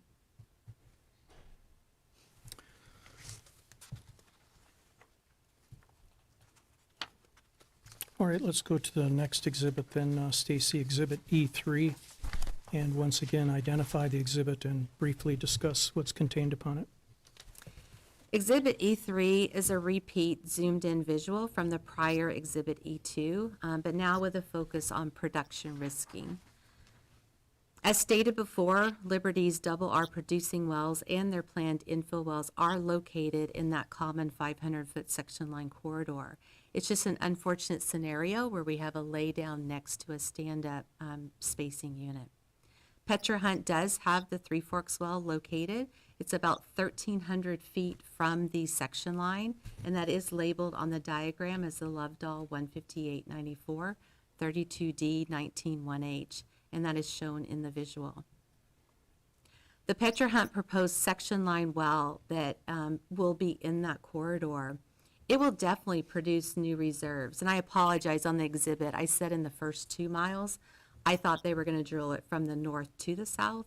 So that's going to be an incorrect statement now that I know you're drilling it from the south to the north. But we do agree that that would produce new reserves in those 2 miles that are not part of Liberty's spacing unit. But in that 3rd mile, our contention is you'll be accelerating the reserves that certainly will be produced eventually by the Double R development and potentially by the Petra Hunt existing well to the west. That interference of accelerating those reserves and not being unique reserves will negatively impact the economics of both the existing Liberty wells as well as the infill well development. If this order is approved for the 3-mile section line well and Petra Hunt drills the well first, then we would need to put production risking on our planned infill well economics due to likely drainage interference if we drill the full lateral length. The other option for Liberty is to shorten the lateral length to minimize the drainage interference with modern completion techniques, but this would also require production risking. So any production risking or increased workover costs from the previous exhibit could cause or would cause the future infill wells to move lower in our drill order ranking or perhaps not even be drilled in the foreseeable picture. You can see on the exhibit with the dashed lines, we do have a planned spud in 4th quarter of 24. That could be 1st quarter of 25, but in that kind of 6-month time frame is where we have it on our drill schedule. The plot at the bottom gives a visual representation of how our rate of return changes with production risking. I've put a gold star with 100% of our type curve, and we estimate with our economics that it would be a 47.4% rate of return. And you see the degradation if you start applying production risking due to interference from other wells being drilled. At 90% risking, the rate of return is 31.6%. At 80% production risking, that results in 17.8%.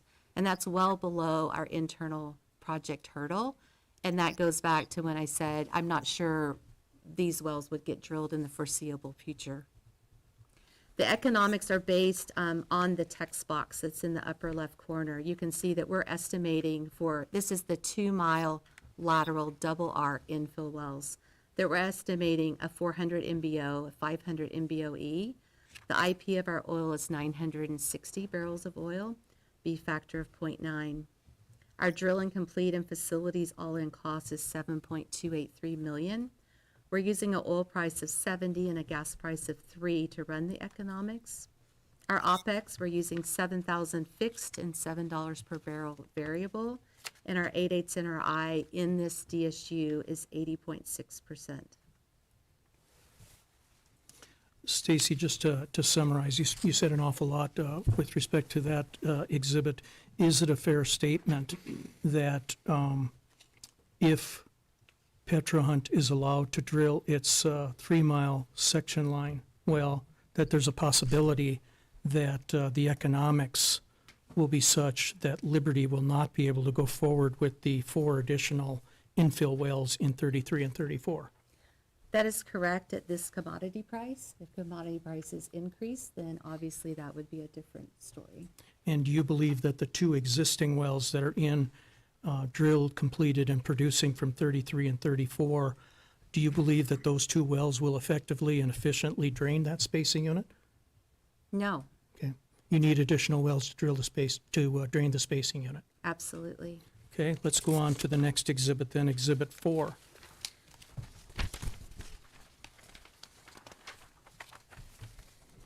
Exhibit 4 is our initial recommendation that we had posed through email communication with Petra Hunt. And one solution is to modify the 3840 acre spacing unit to a 2560 acre spacing unit. because then it's stand-up adjacent to a stand-up DSU. And Liberty is fully supportive of section line wells and does believe that it increases recovery in this type of situation. So that would be for sections 20, 21, 28, and 29 for authorization of one horizontal section line well. This would be consistent with Petra Hunt's development in this area with regards to well spacing and lateral length. All of their development in this area is 2-mile laterals, and it would fit with the same development plan.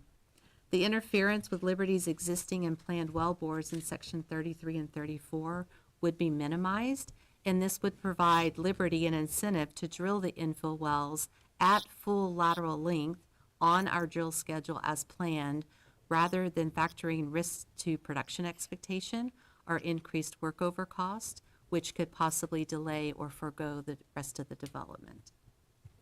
And if the commission were to issue an order creating the 2560, is it a fair statement that Liberty would have basically no recommendations or no objections with respect to where that well would be located, so long it was in the 500-foot corridor? Correct. That's all the questions I have, Mr. Examiner. I'll offer those exhibits that I have not offered at this point, which I think is E1 through E4. Okay. Any objections, Attorney Mann? No objection. The exhibits are admitted. Any questions, Attorney Mann?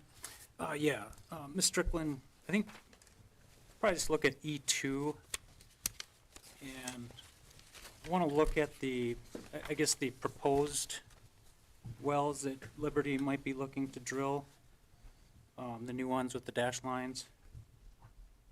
And the toes of all of those wells are going to be approximately 170 feet from the section line, is that correct? That's correct. So when you drill and complete those new additional wells, do you anticipate that that those new wells will be sufficient to fully drain, that setback corridor, that purple dash line? We do feel like it'll fully drain our side of the section line corridor, especially with that placement. On the other side, we know that Petra Hunt has the Three Forks well, and I think your testimony that you felt it was understimulated. So obviously another option is if Petra Hunt, instead of doing a 3-mile section line well, putting a 2-mile well bore in unit, and of course we would not be protesting that, and there's room to do that because the well is 1,300 foot away. I'm not interested in your sort of plans for developing Petra Hunt spacing unit. I was just kind of talking about those lay-down wells that you have. She's trying to answer your question. I understood. She did answer it. Thank you, Lawrence. Yeah, sorry. Yep, no problem. Do you think the toes of those wells, would they drain at least like the same amount of reserves as the section line well that Petra Hunt proposes? I think they'll be competing for some of the same reserves. Okay. So with the toes of those new wells adequately draining your side, will they be able to pick up some of that corridor to the west in section 32 as well? Potentially. Okay. So potentially the toes of those wells could be draining reserves from 32? Potentially. Okay. If that's the case, do those owners in section 32 share in any of that production from any of those wells in that laydown spacing unit? They do not with the spacing unit guidelines, and we are honoring the hard lines that are governed by the commission. Okay. So if you're potentially draining reserves from 32 and they're not allowed to protect themselves with a section line well, how is that protective of correlative rights? Because you could drill a well in unit and be able to drain the reserves within the already spaced 2932, 1280 spacing unit, as all of the rest of Petra Hunt's development in this area.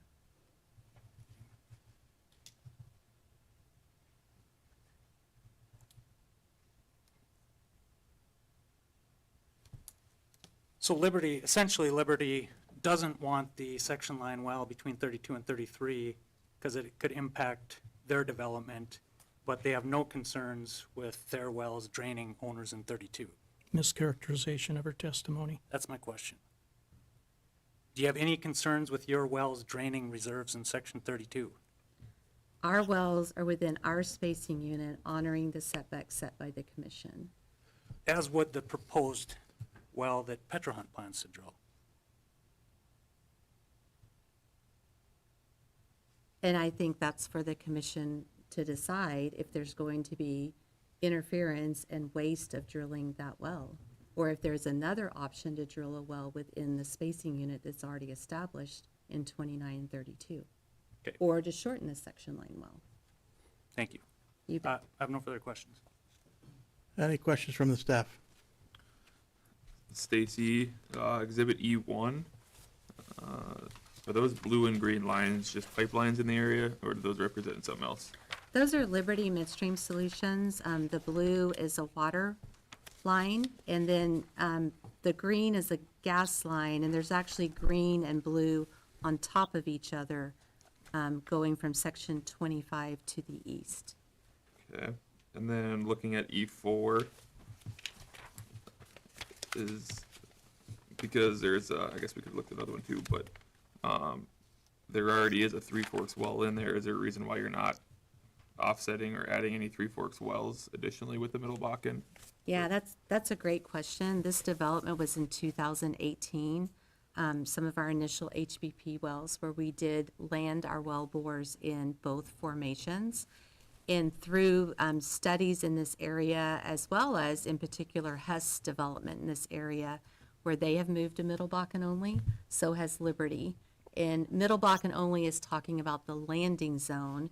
We do believe with 1,000 pounds per foot that we are adequately accessing both reservoirs. So we are draining both Middle Bakken and Three Forks. We're just landing it in the Middle Bakken. And one of the key reasons is we are producing oil with a lower water cut, so that lowers our LOE costs, but yet we're draining both reservoirs. So we do plan Middle Bakken only development for this DSU.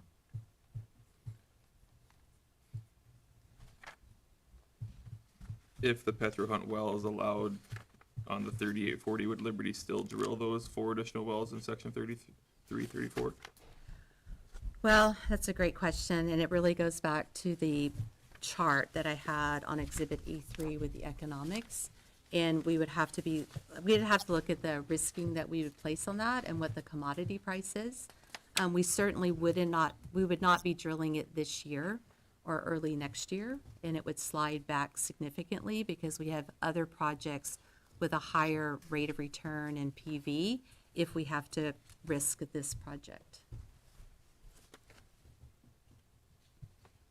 And does Liberty have any DSUs to the south that aren't shown on Exhibit E1 to where they could capture the lease line coming from the south, 32 and 33?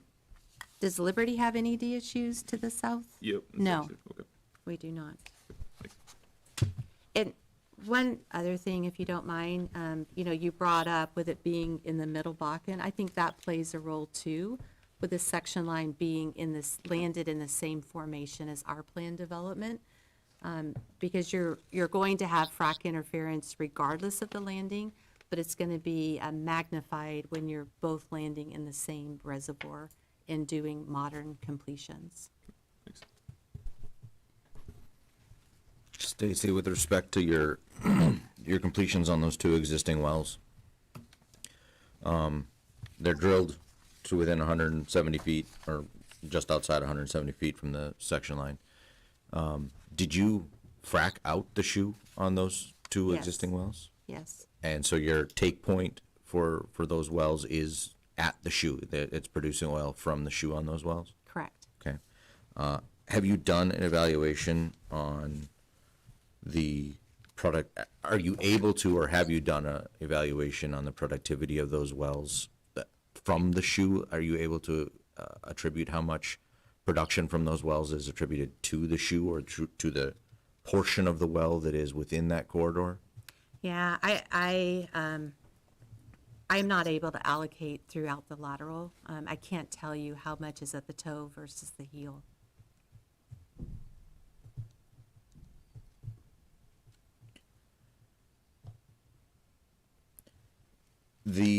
So looking at your E2, you have the bullet points about how close the wells could be. 420 feet from the Liberty Tows if they were to locate the Petra Hunt well as far west within the 500-foot corridor as would be typically generated. And you're in opposition to even that placement of the well? Correct. You had some discussion with the opposing attorney that they would be able to put a well on their spacing unit. That would put it 500 feet off the section line. Correct. And so that well would be, what, 670 feet from your toes? And it would be 800 feet from their existing Three Forks wellbore. It would be more evenly spaced between our toes and their existing wellbore. Are you indicating that the individual toes are as productive as the lateral length of the wellbore? Oh, no.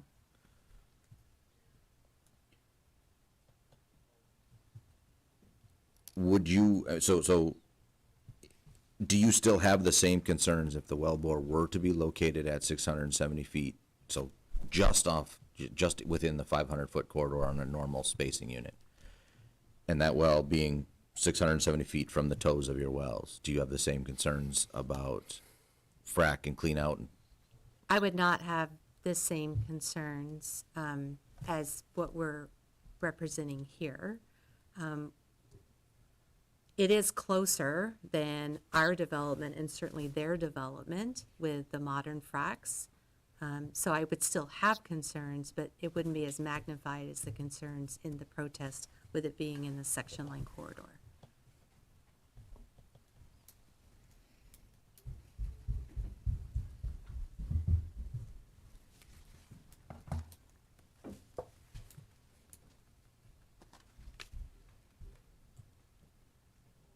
I think that's all I have for now. Thank you.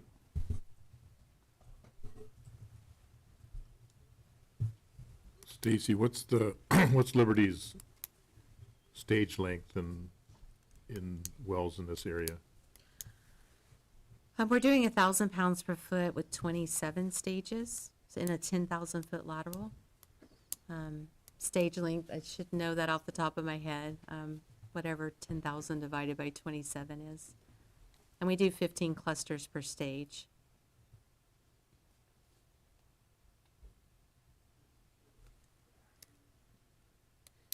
What do you estimate the fracture half length is? Azimuthal, 700 to 1,200 feet.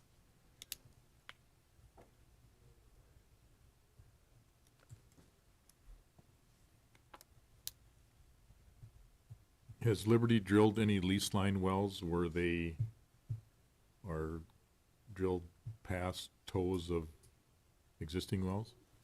All of our lease line wells have been stand-up, adjacent to stand-up. And so we have not drilled next to toes. We did have a planned infill well in our reserves database where we were going to be butting up to Oasis toes. And that was in our Albertson unit. And when we got ready to make plans to drill that last year, we dropped that well for this very reason.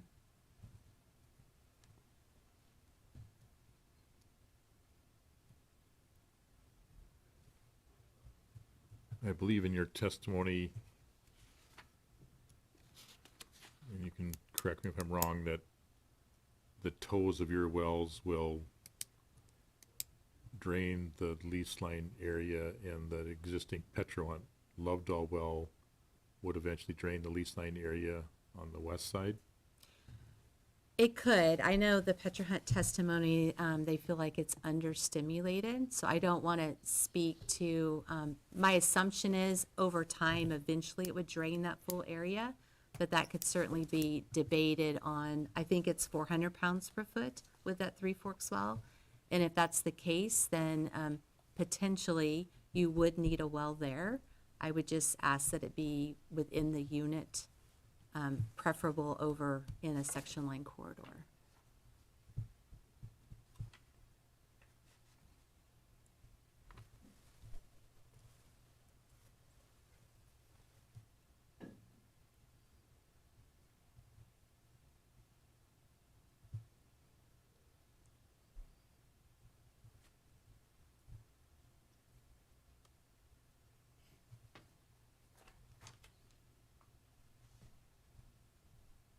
If Petront were to drill their well before Liberty drills their infield wells, would you have the same concerns? In the section line corridor? Yes. Yes, because I think with their modern completion at almost 800 pounds per foot, I think we would have a production risking we would need to apply to our future infill wells, or we would plan to not take our toes all the way to 170 feet from the west line. We would cut the lateral short, which would also apply a production risking.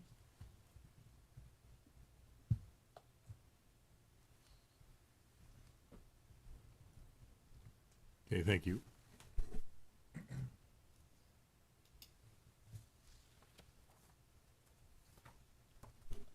Stacy, Oh, I'm sorry. sorry, one more thing. When you do frack out the toe of the lateral, is it effectively the same stimulation as what you do out on an individual stage on your wellbore, or is it a reduced stimulation? I don't know that I can answer factually. I'm not 100% for sure. Is that something you could follow up on with the volume and the Certainly. sand that would go out the toe versus a typical stage? Absolutely. Please do. Yep.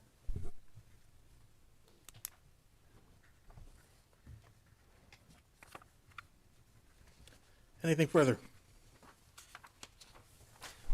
Attorney Bender, anything further from your witness? Nothing further.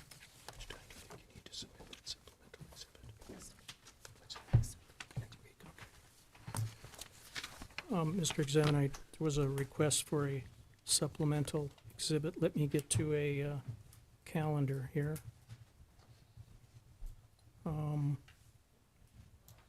Just say next March Wednesday. 28th? Yeah. Does that work for you, Wade? Yep. We will leave the record open till March 28th. And that concludes our hearing for case number 30607.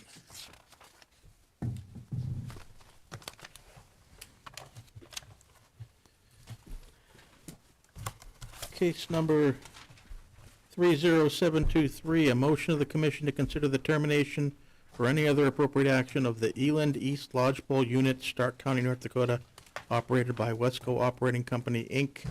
All interested parties, please come forward. Thank you, Mr. Examiner. Lawrence Bender, P.O. Box 1855, Bismarck, appearing in case 30723 on behalf of Wesco Operating, Inc. The commission should be in receipt of a letter authored by me. Attached to that letter is an affidavit. The affidavit does nothing more than attach to it a certificate of termination that was recorded in Stark County in January of 2024, setting forth the date Wesco believes that the unit terminated. Anything from the staff? Lawrence, do you know if all the wells have been plugged and abandoned and reclaimed?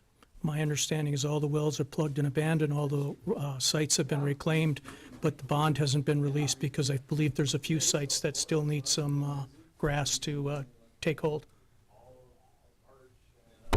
So if the unit is terminated, Wesco is bearing those costs individually? Yes. Okay, thank you.